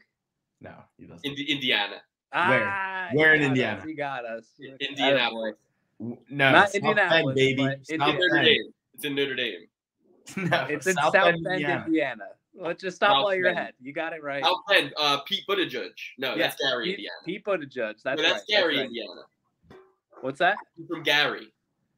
I don't know if Gary is close. Gary's to the Jackson. The Michael Jackson family was from Gary, Indiana. Yep. Right? Yep. I know about Indiana. David Goggins. I thought Notre Dame was in Boston my whole life. I thought it was like Notre Dame. I think I just saw the movies like close by. Where's Duke, Luke? I think I watched Rudy and then I watched Good Will Hunting and I was like, this is all about Boston. Great. Yeah. Where's Duke? And Duke's another one I have a hard time with. I would have told you like Pennsylvania. And then a second guess, I'd be like North Carolina. Boom. Okay. You'd be correct. Okay, cool. Yeah, but Duke, I would have said Pennsylvania for a while. Because so many people around my like area liked Duke, and I was like, oh, it must be like a nearby school. My whole life, this is a white boy thing. I had no. Every white kid loves Duke. Right. I ended up seeing the documentary. I Hate Christian Laettner. Yeah, that's a good one. And that's when I saw a little bit of that. Bottom line, what I'm trying to say is I've been very negligent with college sports my whole life, like through like all of college, and I just would get by. Like people would be talking about college sports in my periphery, and I would just kind of like, don't reveal how little you know about this. Stay in the pocket. Stay in the pocket. And to this day, I look at college sports and I go, too much, too complicated, too complex, a wormhole I can't get into. Yeah. And it's so lame. College sports are so lame. It's like half the guys on the roster are going to be accountants. And plus, now perfect excuse. They want to pay them. They want to give them sponsorships. I'm out. They want to make them having TikTok accounts. I'm out. I'm out on that too. Agreed. I'm all for them having their own social media. I think social media is fine. I think brand deals are another level. I think you should. Your social media is your bread and butter, as Will Smith says. If you don't, you should be able to have social media. What? So you can't be cool as hell? Yeah, you can have social media. You can sell memorabilia. What? I was going to say, you could have your social media and you could sell your memorabilia, but don't give these guys a paycheck. Like, this is ridiculous. Their paycheck is they get a full scholarship. Like, that's enough. That's enough. No paycheck. Yeah, it's hard to. It's actually kind of hard because like I'm conflicted. Luke, you bring up Will Smith, and I'm just thinking about how bad of a year it's been for us in Philly. Our hero, our guy, Wiki Wild Wild West. Come on. Yeah. Don't even get me started. I mean, like, you got Meek Mill. He's kind of acting a fool, too, lately. No. Meek Mill? He's been acting a fool lately. I'll look into that. I'll look into that. Just look into it. I'll do my research before I cast any disparagement on the king of Philly. I'm just kidding, guys. I'm just kidding. I don't know anything. Oh, okay.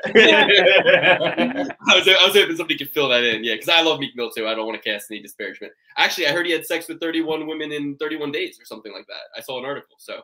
Yeah. Fuck that. Wilt Chamberlain. Wilt Chamberlain is the only one who can talk about fucking women. He had like 25,000 in his lifetime. He would have been banging 4 girls a day since he was like 12 years old. All right, let's not talk about things of that nature, Alex. Come on, don't be crazy. You'd say that for the Patreon, which, by the way, let's simulate. This would be the moment where you would go, all right, the main card is over. Time for me to click over to the Patreon. And we make it very convenient. We put it on YouTube right there for you in a private account that only you have access to with a private link that you get in the Patreon. This is how you watch the prelims usually. But today, since it's a break week, since these are early predictions, we're going to blaze through the prelims for you before we watch Monday Night Football. We're going to blaze through these 9 fights. We're going to make sure that we're economic with our words. And, you know, Phil Rowe versus Niko Price, 9-3 Phil Rowe versus 15-5 Niko Price. This bout is happening at 170 pounds, which I find to be pretty interesting since these guys have pretty notoriously always only fought at 170 for their whole careers. So it's just interesting that they would continue that trend. That's all. Plus 100 Niko Price, the hybrid, taking on Philip the Fresh Prince Rowe. We know Philip Rowe has an 80.5-inch reach and is 6'3", towers in this weight class, right? Big guy. 3-inch reach, 4-inch reach advantage, 3-inch height advantage. Big guy, minus 170, near even pick'em fight. You know, American Top Team Cape Coral affiliate is Niko Price. He comes off that win against Alex Oliveira, decision unanimous a year ago. Comes off that loss to Michelle Pereira. Could have told you that one. Decision draw to Cowboy 2 years ago. Absolutely fumbled that bag hard. Loses to Vincente Luque, beats James Vick by that upkick.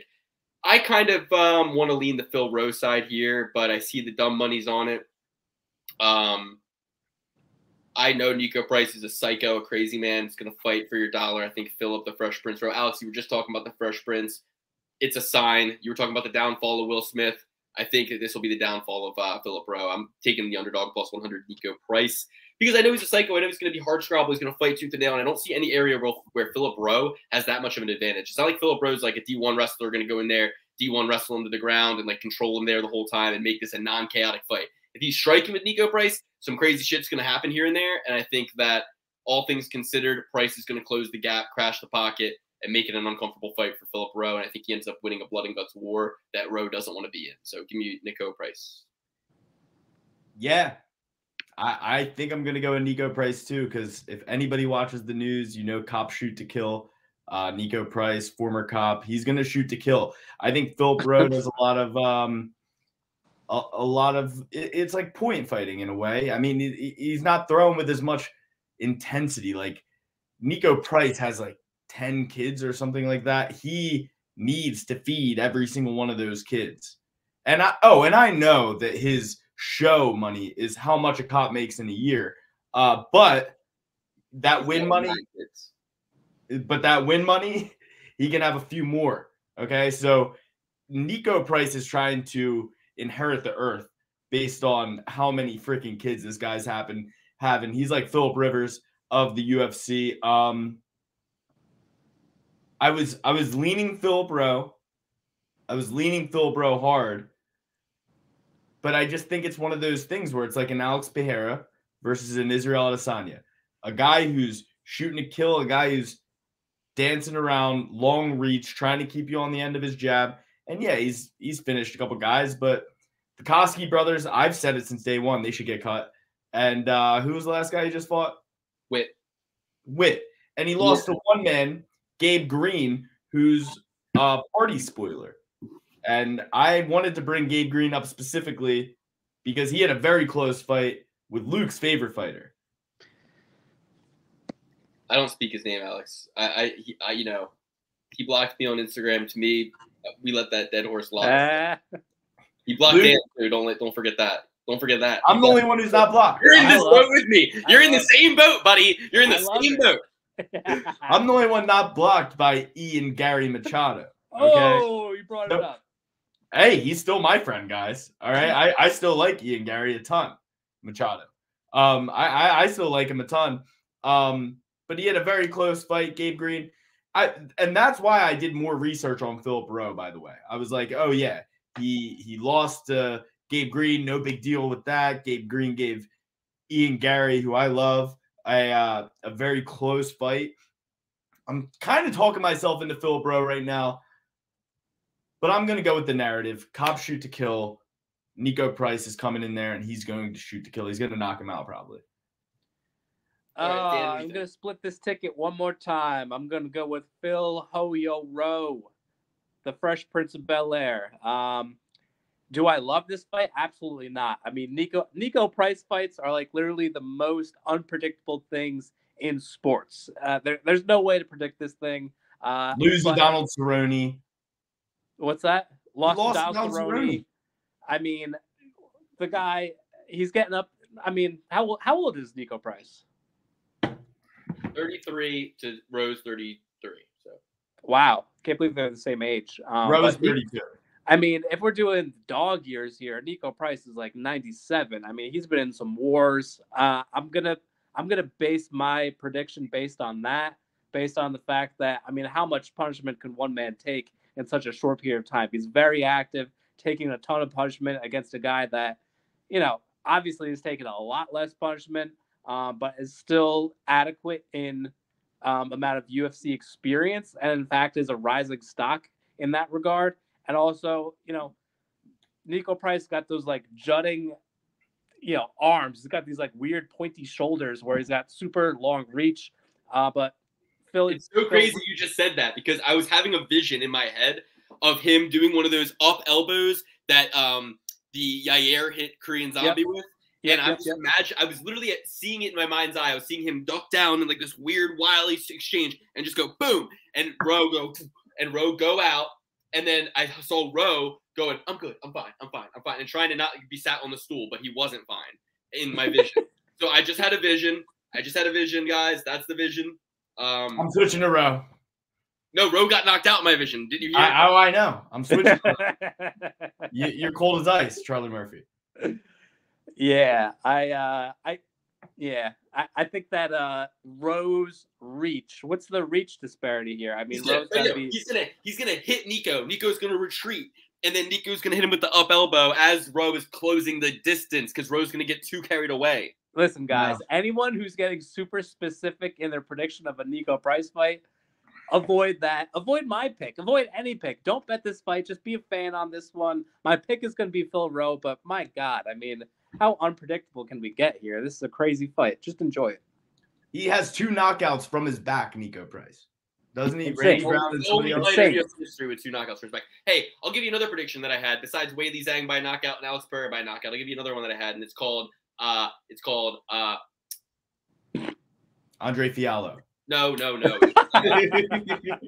No, it was fuck. I just had it in my head and then I forgot it. I lost it. Oh, it was Grant Dawson to finish Mark Madsen, who'd never even lost before.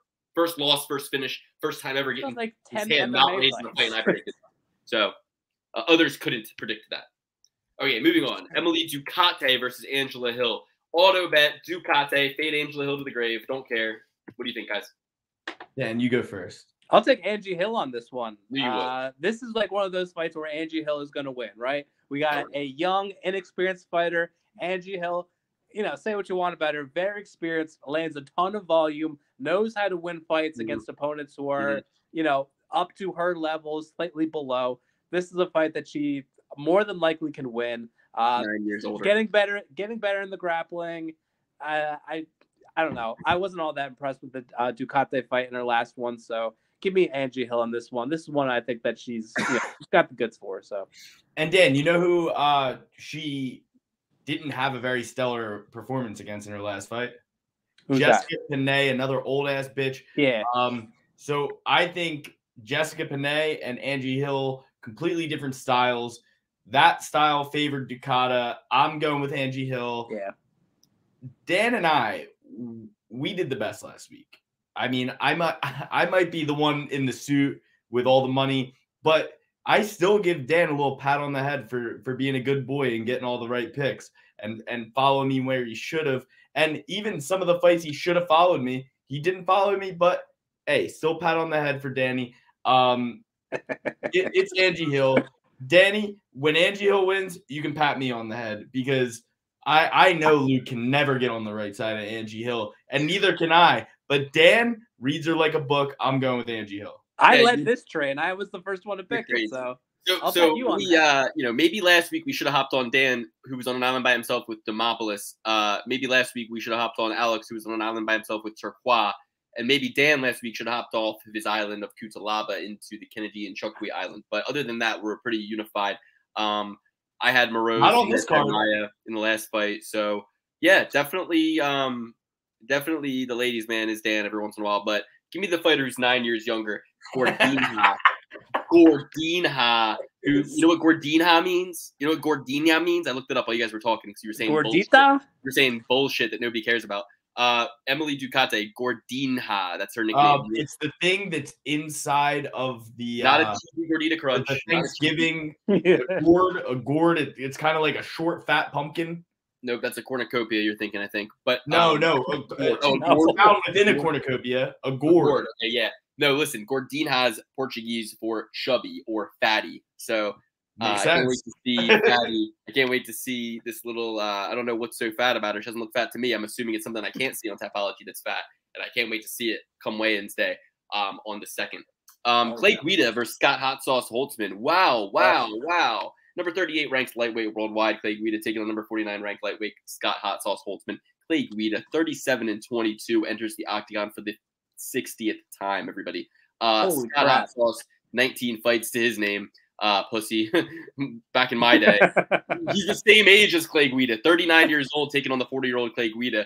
Back in my day, men put up fucking 20 losses at least, not let alone 20 fights. But yeah, with that said, back-to-back knockout losses, one from Gamrot, who Benel Dariush seemed to not have too much of a problem with, and one from Benel Dariush, who Scott Holtzman gave a little bit of a problem to until Dariush hit him with that spinning back fist 2 years ago. But as far as I'm concerned, back-to-back knockout losses within 5 months of each other, and then a layoff since then does not spell well for a 40-year-old man, even if he does train out of Gym O, which is where Joe Selecki trains. To me, Scott Hot Sauce has no advantage over Clay Guida. He's about the same height, about the same reach, about the same age. Any area you would expect to find an advantage betting against Clay Guida, you're not going to find one. Not to mention, yeah, sure, he lost 6 months ago by knee bar to Claudio Puelles. It's like his one specialty. Okay, the guy caught him in the one little area that he could. Granted, it doesn't age well with the weight. Doesn't age well with the way Puelles looked in his last fight, but was able to beat Leonardo Santos, finished him, split decision loss to Mark Madsen.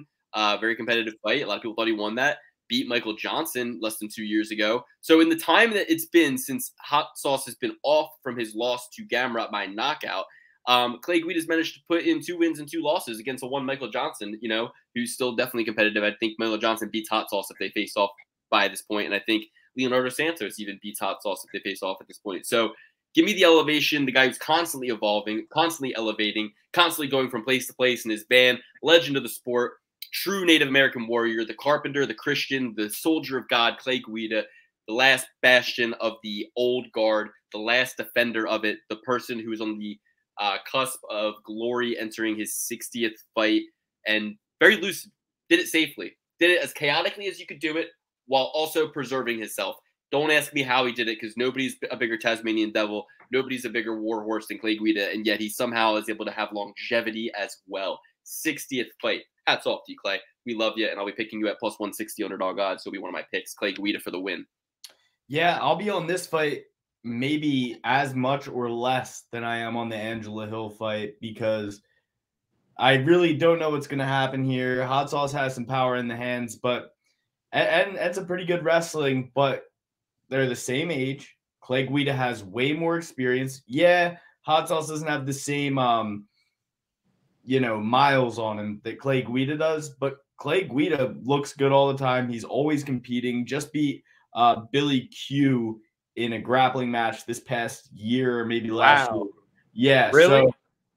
So I mean, Clay Guida, he's still active, and everybody knows that one old man in the gym that you really don't want to train with, because they're throwing with some intensity and they're coming with some fire, and they got that old man strength. And yeah, they might not be in there training every day like you, but you know what they're doing in their spare time? Putting together tables, putting together chairs like Jesus Christ once did. So I'm going with the Carpenter here.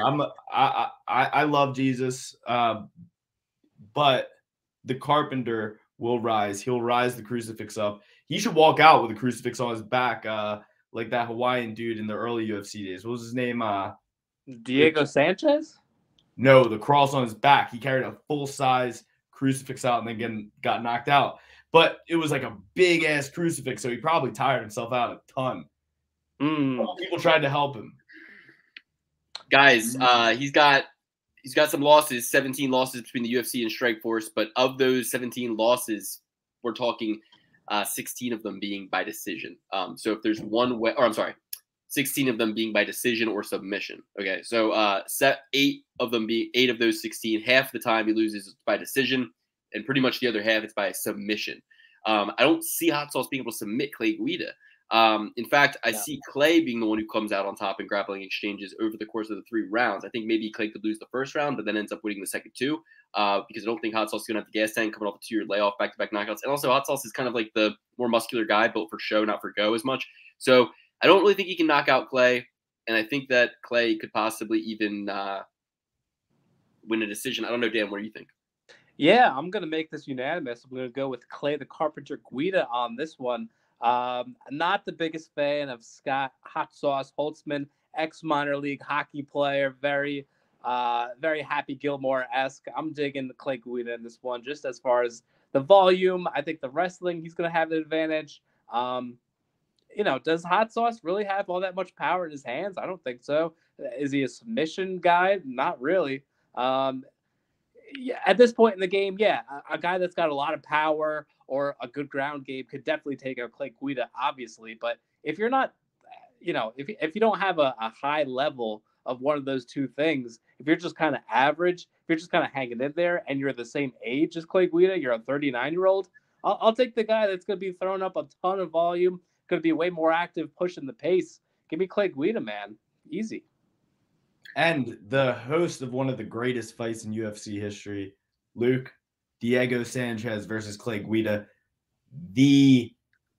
probably the greatest fight you've ever seen, right? Well, it's the quintessential first opening exchange of any fight, right? You show anybody that first round that they're going to be wildly entertained.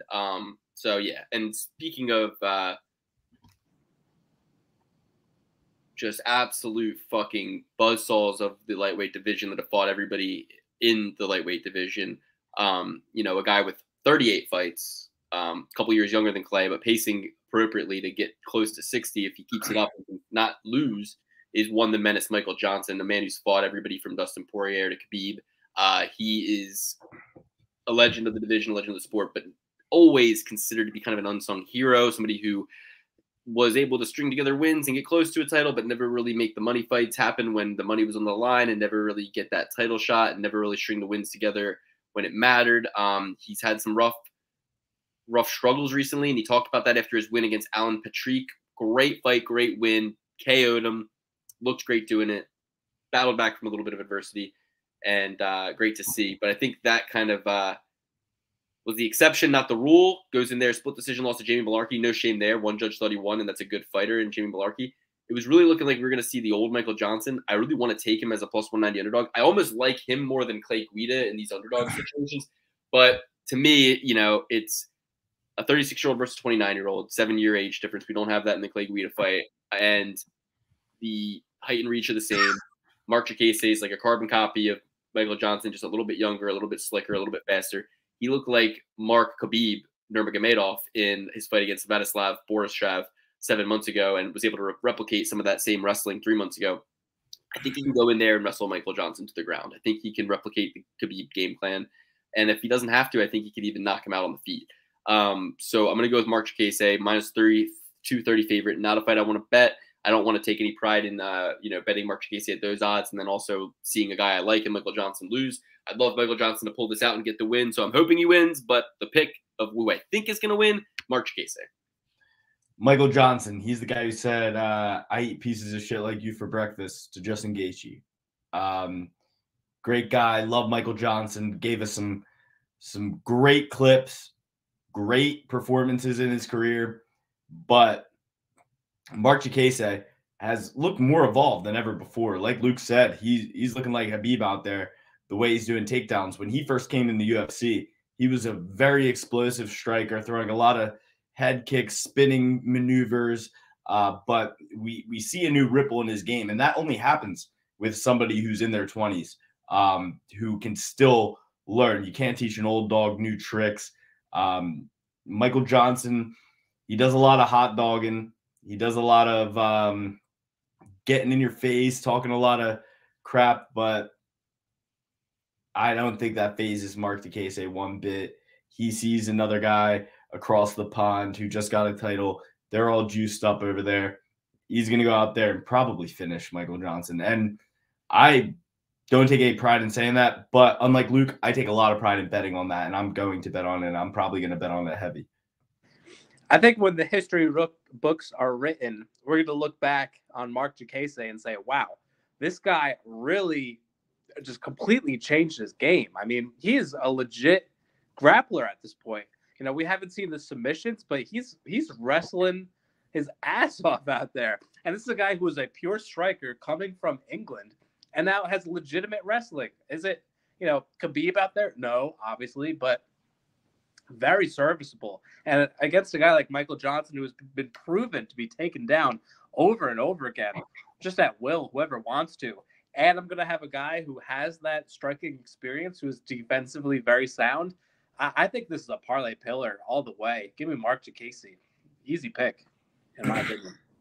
Yeah, almost every single one of Michael Johnson's fights, except like not even in recent memory, in the beginning of his career when he was kind of a good wrestler, we would remember him just on his ass. It was much like that Nate Diaz, where he had the attitude and the style that everybody wanted to see, but he would just get crushed by wrestlers every single time. Always. And Mark Diakiese is now looking phenomenal on the ground. And I mean, even if he doesn't take it down to the ground, he's younger, faster, probably stronger, and probably clips him with something and then gets him there. So I'm going Mark Diakiese all the way. And Dan, Leon Edwards is another guy who came in mainly a striker, started developing this grappling game.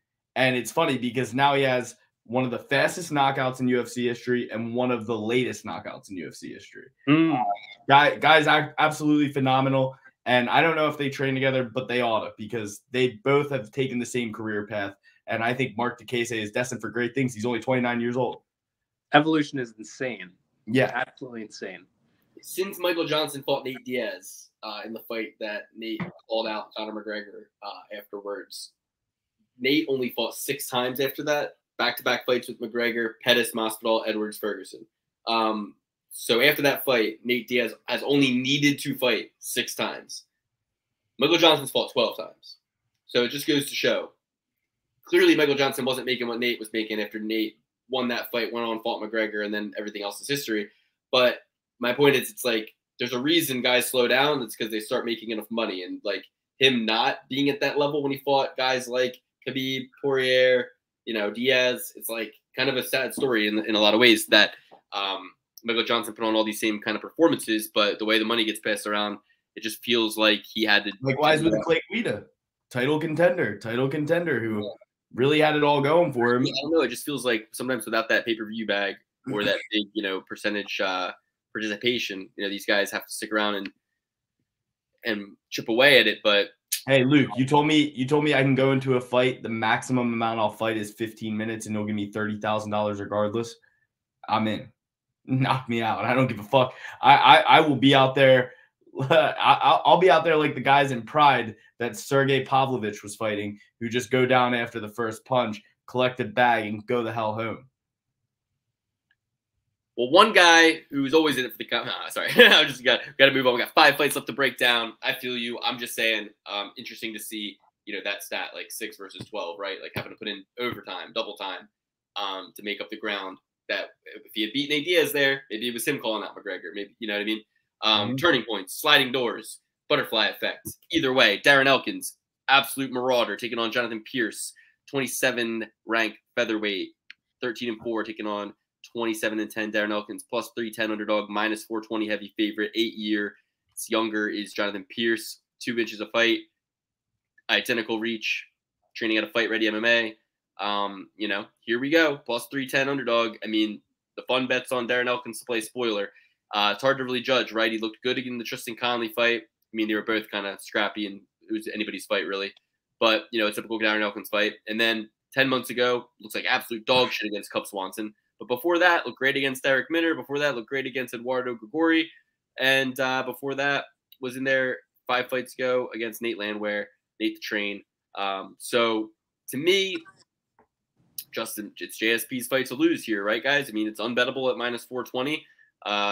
But maybe just take the violence play, fight not to go the distance. I don't really know. I don't really know how to play this one, but my pick will be JSP. Don't really want much to do with it betting-wise.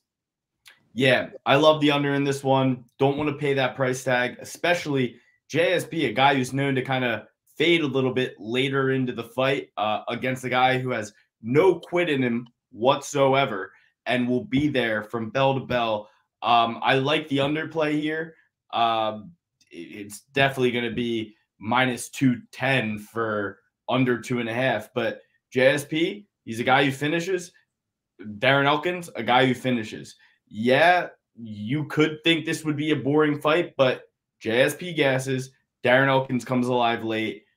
I love to think this goes under. I'm sticking with JSP, but I might do a little sprinky on Darren Elkins just in case, because this guy is never out of the fight. Yeah, I'm going to disagree only on the underplay. Anytime it's a grappling matchup, 2 very skilled grapplers, I'm wary of that, that finish. Especially a guy like Darren Elkins. I mean, it's nearly impossible to finish Darren Elkins. I know he's getting up there in age, but I still think he's got a little bit left in the tank. JSP, again, another talented grappler. Santino, our boy, is going to have him tuned up, ready to go. I think I'm going to go with JSP on this one, although, again, this is a really I hate it fight of the night.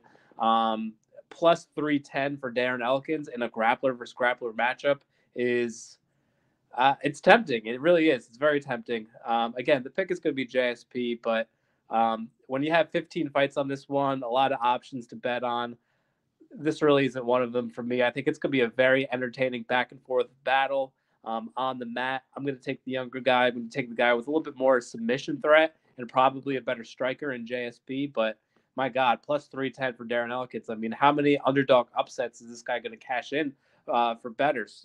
So stay away from it. And, if you're riding with me though, we'll go with JSP and we'll triple P certify this bad boy. Perfect. Triple P certified JSP. That will be one of a few triple sort of picks we've given tonight. So we got JSP, Mark Casey, Clay Guida, Daukaus, Kevin Holland. So 5 triple certified picks thus far, and 4 more fights left to break down. Tracy Cortez versus Amanda Ribas versus Tracy Cortez. Sexiest fight of the night by my count. I'm going with Tracy Cortez. She's out there with Brian Ortega. She's training hard both inside and outside of the bedroom. She's training hard inside, outside the bedroom. They're training all over the place. The mat, they're training on the shower, they're training everywhere. And that's what happens when you get these couples together that are, so dedicated to the dream. And yeah, she's gonna win. I think Amanda Ribas, she blew up a little too quick off the launch pad. Amanda Ribas. Yeah, I agree. I think Tracy gets this one. I don't really understand how this line is as close as it is. It's a generous line card. It's so generous. We got to really pick our spots because there's some really generous opportunities here. Yeah, and we've seen this story a million times. A great jiu-jitsu fighter with some pretty good hands who goes up against a wrestler who they're either worried about the takedown the whole time and get knocked out, or they get taken down and grappled to a unanimous decision while the other fighter, the Brazilian jiu-jitsu fighter, is trying to throw up submissions, Hail Mary attempts at all times. I think Tracy Cortez, great wrestler. She gets this to the ground, and Amanda Ribas is not going to be able to finish. It's probably going to take place a lot of the time in full guard, half guard, but Tracy Cortez gets it. We don't really have to worry about the knockout. Most women's fights, you don't. This is definitely an overplay, especially at such a low weight class. But I want to go with Tracy Cortez here. Those are generous odds. You don't even have to get cute with the over/under. These are amazing odds. Dan, what do you think? I'm going to split the ticket one more time. I got to go with Ribas on this one. We're talking about a woman with 88% takedown defense.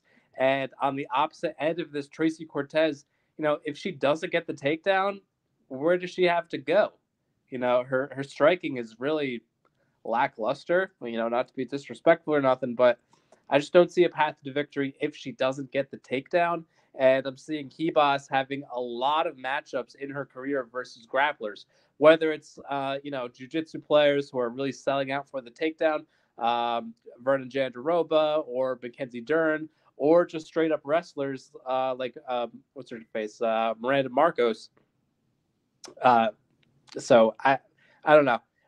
We have a lot of experience on one end with trying to defend the takedown at 88%.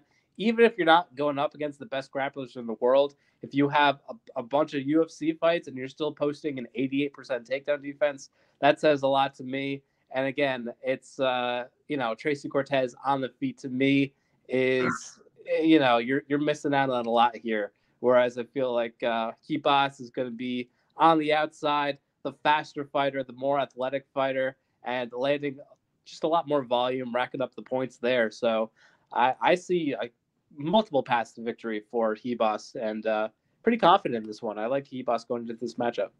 Dan, as much as I'd like to end this show, because we've been going for quite some time now, I need to walk you off this ledge. You bring up women like Mackenzie Dern. Her attempt at a takedown is to literally have her fingertips on your leg and then fall backwards and try to sweep you off from her back. Like the Random Marcos, if you think she's got good wrestling, I'd like to let you pull out. If you think Random Marcos is good at wrestling, I will let you pull out of our wrestling match, which you've been trying to do for the past few weeks. I've been hearing the rumblings. So, Dan, I'll give that to you. If you can concede that Random Marcos is a good wrestler, you're out. You don't have to wrestle me anymore. I would say, how about, listen, on the scale of female wrestlers, she is a good wrestler. She's no Sarah McMahon. Yeah, there's only one Sarah McMahon, and friggin' Tracy Cortez is not her either. Carlos Esparza. Yeah, okay. Carlos Esparza. What do you mean? I can go all day. I know the female roster like the back of my hand. I look it up every day. Yes, you do. No, but oh my gosh. If I'm not walking, what was the picks? I'm too busy going through all my new sports books that are giving me free offers, all of them. $50 free bet on FanDuel, $50 free bet. I got $50 no-brainer bet on FanDuel plus over 1 passing yard, $50 free bet on DraftKings, $50 free bet, $200 free bet on FanDuel. I'm literally at $400 already in free money to play with this coming This weekend. is only for Maryland? Only for Maryland, son. Oh, my God. I might have to take a drive. New users in Maryland. So if you drive over, I'll send you my code. Then you get 50, I get 50. Hey, listen, Barstool it's 7:20. Sports The game Live starts at what? 8:15. You got your time crunch. Yeah, I got to end this podcast right now. I wonder how far you are from the border. No, you guys think that's bad. I'm in New Jersey right now. I have to walk out to the street to place a bet because I'm so close to the Delaware Memorial Bridge. Get a partner.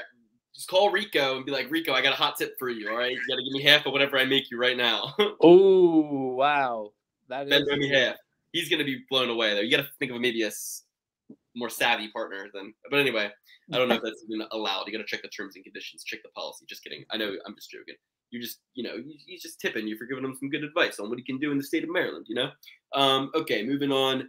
The next fight. So, did we triple be certified Cortez or Dan took? No, Amanda Hebas. Easy pick.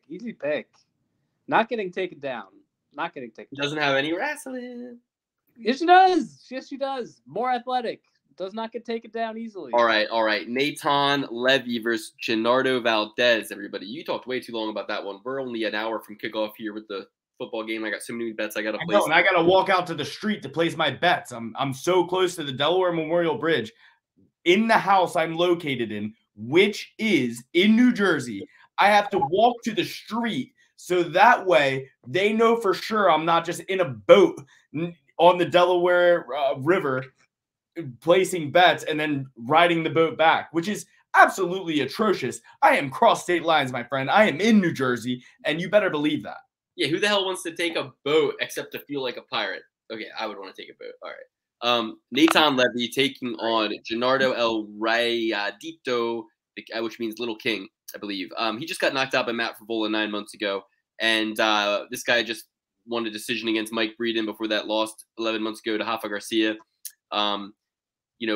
Before that, he's all over the Contender Series, LFA, 31 years old, fighting out of Las Vegas, Syndicate MMA, Eric Nixick, 5'9", 72, 5'9", 72. Give me the guy that's in America, locked and loaded, not coming off a knockout loss 9 months ago. Give me Nathan Levy. I'm not betting on Nathan Levy until Palestine is free. I knew this would be your angle, you son of a bitch. Go ahead. And listen, that steamroller performance looks a lot better now that Atman Adazar just got knocked the fuck out in 2 minutes by him. Steamroller, I loved him coming in to one of his fights during the pandemic, and then he kind of choked it away. But now he's looking sensational. That loss has aged well. You asked me 2 weeks ago before Atman Adazar fought, I would have said maybe Nathan Levy. Maybe I'll go against my principles to take Nathan Levy. But free Palestine. It's all the little king, the little man. Shout out to the little doggy, and shout out to little Lukey. I'm not going to get political on this one. But Nathan Levy is going to get this thing done. Do it for Lieutenant Dan and Lukey CK. 2/3 on this one. Hey, the Euro King is on the island on this one, all right? Nathan Levy. Generous odds, man. -180. I think it's pretty generous. So I'll forever be on an island by myself, shouting from the rooftops, "Free Palestine!" Yeah, you and Hamas. All right, next fight. All right, we got Francis Marshall versus Marcelo Rojo. Somebody else take this one away. I don't really know too much about these two. I mean, I know Marcelo Rojo, obviously, but Francis Marshall, a newcomer, haven't heard his name. Hey, Luke, these are our quick draw picks. You can get a more fine depth. Undefeated Francis Marshall. He's coming off the Contender Series. Connor Matthews beat him 3 months ago off the Contender Series. And Marcelo Rojo, the Pitbull. It's just one of those clear fights. 23-year-old versus a 34-year-old, 11 fight. The 34-year-old's coming up in age or up in weight from 136 to coming up to 145 to fight the younger man, 23 years old. 11-year age difference. It's one of those fights where it's like, you want to say the 23-year-old's going to win easy, but it could be that first wake-up call where he faces a guy who has 24 fights to his 6 and isn't over the hill. He's only 34. Could be a case where Marcelo Rojo gets it done, gets the win. But coming off back-to-back finish losses over the last 2 years and never really putting anything together in the UFC, it's his do-or-die moment. I think that the UFC is more interested in seeing the 6-0 Contender Series product, who's 23 at a New Jersey, come in through at a Pellegrino MMA and get the fucking win than they are interested in seeing Marcelo Rojo get back on track. So I think he's going to go 16-9, 3-0, and out the dough. The Argentinian guy gets taken down and submitted in this one. Absolutely. Francis Marshall all the way. We might get some generous lines on this one too, fellas, just because he is an unknown talent and Tapology doesn't have the odds up yet. I'm sure they will eventually.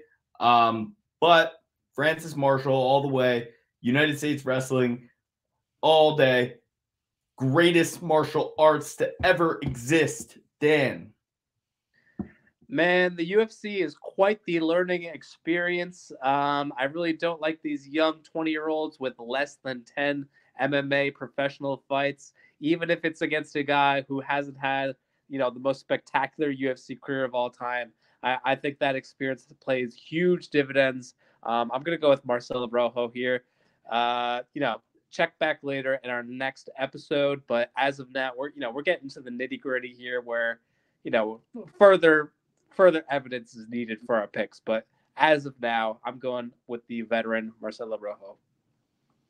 Disgusting. Okay, next up, we got Estella Nunes versus Yasmin Jauregui. And not to be confused with the World Cup, which is going on right now. USA just drawed Wales. Absolutely atrocious. Luke, what do you think? Man, to me, I don't care about this one. I always get Lady Fights wrong, and I always get the first fight of the night wrong. But you got an undefeated Yasmin Jauregui. You got 6-3 Estella Nunes. Estella Nunes plus 280 underdog coming off back-to-back losses to both Carnelossi and Sam Hughes, Sam Page, we just saw compete recently.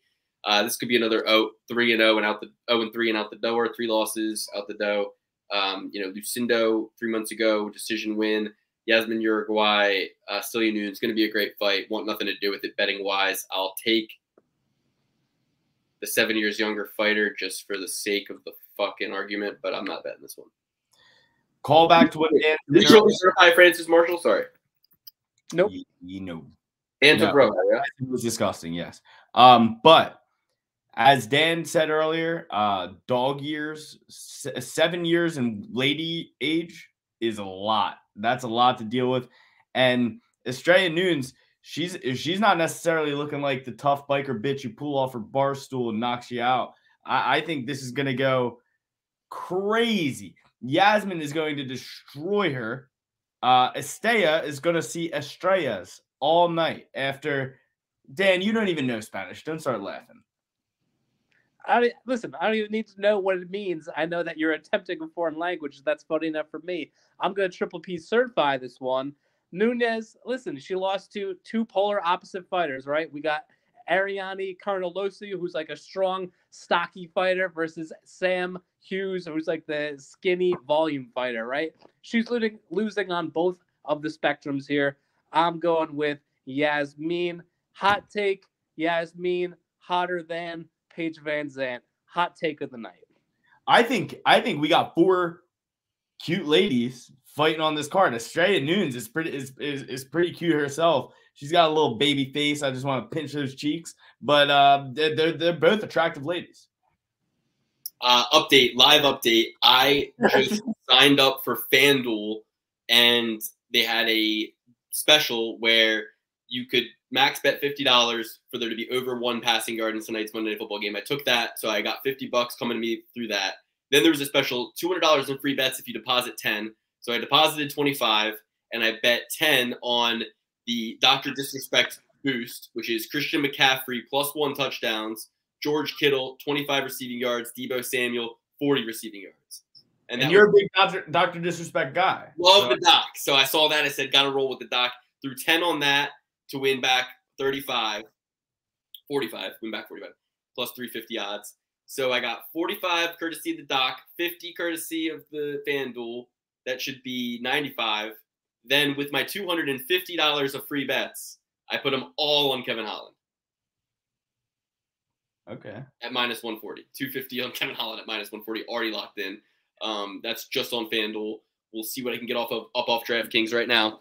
And this is Patreon knowledge right here. Most people wouldn't get this, but yeah, we're giving it to you for free this week, and you better sign up because I know I'm on a heater. I'm going to give you some more winners this week. Luke is going to give you some winners. I mean, if he has Rojo across all parlays, he's done for. But Dan will give you winners, or at least attempt. No Rojo across the parlays. All right, Okay, that's a dicey one. Perfect. I like to hear that. I was nervous for you. Don't worry, we're locked and loaded. Yo, I got another no-brainer bet this Sunday. $50 if the Ravens score 1 point this Sunday in the state of Maryland. Let's go. And they could barely surmise to do that last week. What do you mean? Oh, yeah, right. It was like I guess they could not score a point. They could not do that. I mean, I don't know how many NFL games have ended 0-0, but it seems like this might be the week. All right, I got some Bruce. I got some same game parlay profit boost. Dude, they're being very generous. The gods are being very good with me right now. Our gods are good. Just kidding. Don't have false idol worship, everybody. All right. Oh, sorry. I forgot that I didn't take it off the screen. Yeah, guys, join the Patreon. Best way to support the show. 16% off discount right now if you sign up for a year. Plus, you get a free gift from us mailed to you when you send us your address. And that is special 2 hours for you on a break week. Where's everybody else? Where's all your other friends? They're not here. We are. Thank you. I hope they take Stephen Wonderboy Thompson so I can get better odds on what I've already dumped money into, which is Kevin Holland by fucking win money line. All right. So listen, my picks, top to bottom: Kevin Holland, Brian Barberena, Matt Schnell, Sergei Pavlovich, Derek Brunson, Kyle Daukaus, Niko Price, Emily Ducote, Clay Guida, Mark Diakiese, JSP, Tracy Cortez, Nathan Levy, Francis Marshall, Yasmin Jauregui. Those are my picks, 15 top to bottom for you here. You're welcome. Free picks for you this week. Check back in with us next Monday to see where we updated, see which fights fell through or got replaced, and make sure you subscribe to the Patreon to get our prelims picks next Sunday, as well as access to the open bets sheets where Alex posted his last week. Last 3 weeks, he's won over $1,000 for you people. That's plenty of money. Last week's, baby. 2 weeks. But besides that, my picks, you're going with Steve. I'm just kidding, Luke. Don't get mad. Kevin Holland, Fiahlo dos Nachos, Matt Schnell, Ty Tuivasa, Jack Hermansson, Kyle Daukaus, Philip Rowe, Angela Hill, Clay Guida, Mark Diakiese, Jonathan Pierce, Tracy Cortez. Ooh, this is going to be a hard one. Gennaro Valdez, Francis Marshall, and Yasmin Jauregui. So far, they only have 13 on DraftKings. $10 will win you 48,593.26. Probably means it's not going to happen. Take some that you're fading me off of that and just roll with it. And if you want to get the winning picks, sign up to the Patreon, patreon.com/Perfect Parlay Pursuit. That's where I put my whole slate in every week.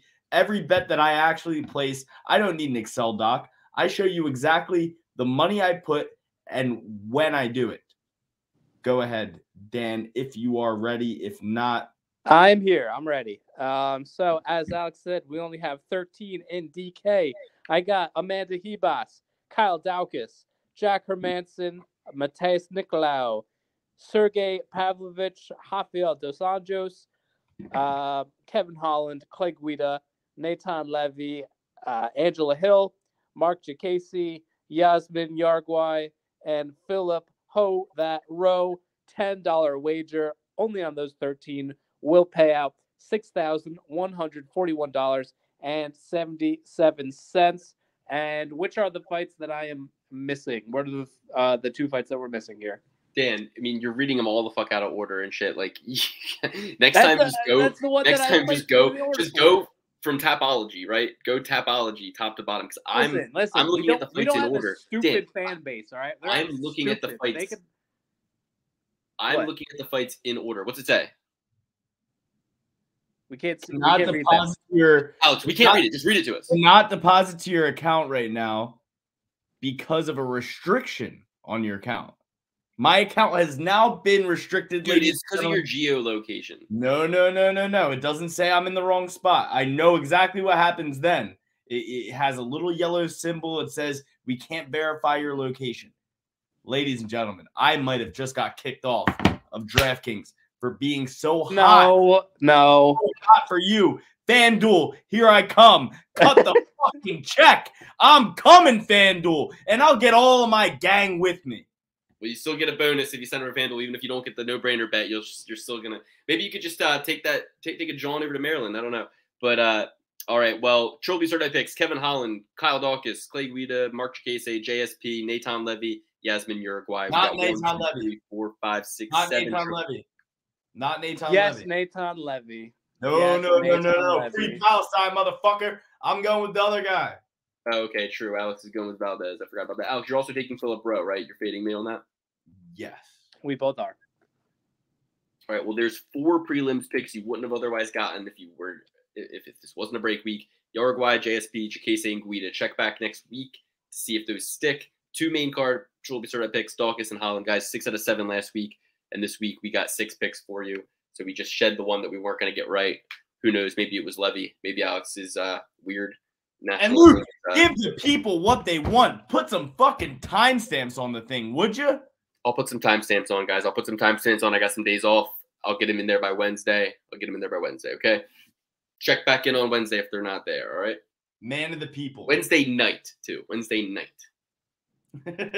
Excellent. All right, Excellent. everybody. Thank you so much. As always, you know where to go. You know what to do. You know who we are and what our names are. Thank you very much. We love you. Message me in the Patreon if you're feeling lonely on Thanksgiving. I'll talk to you. I love you. Peace.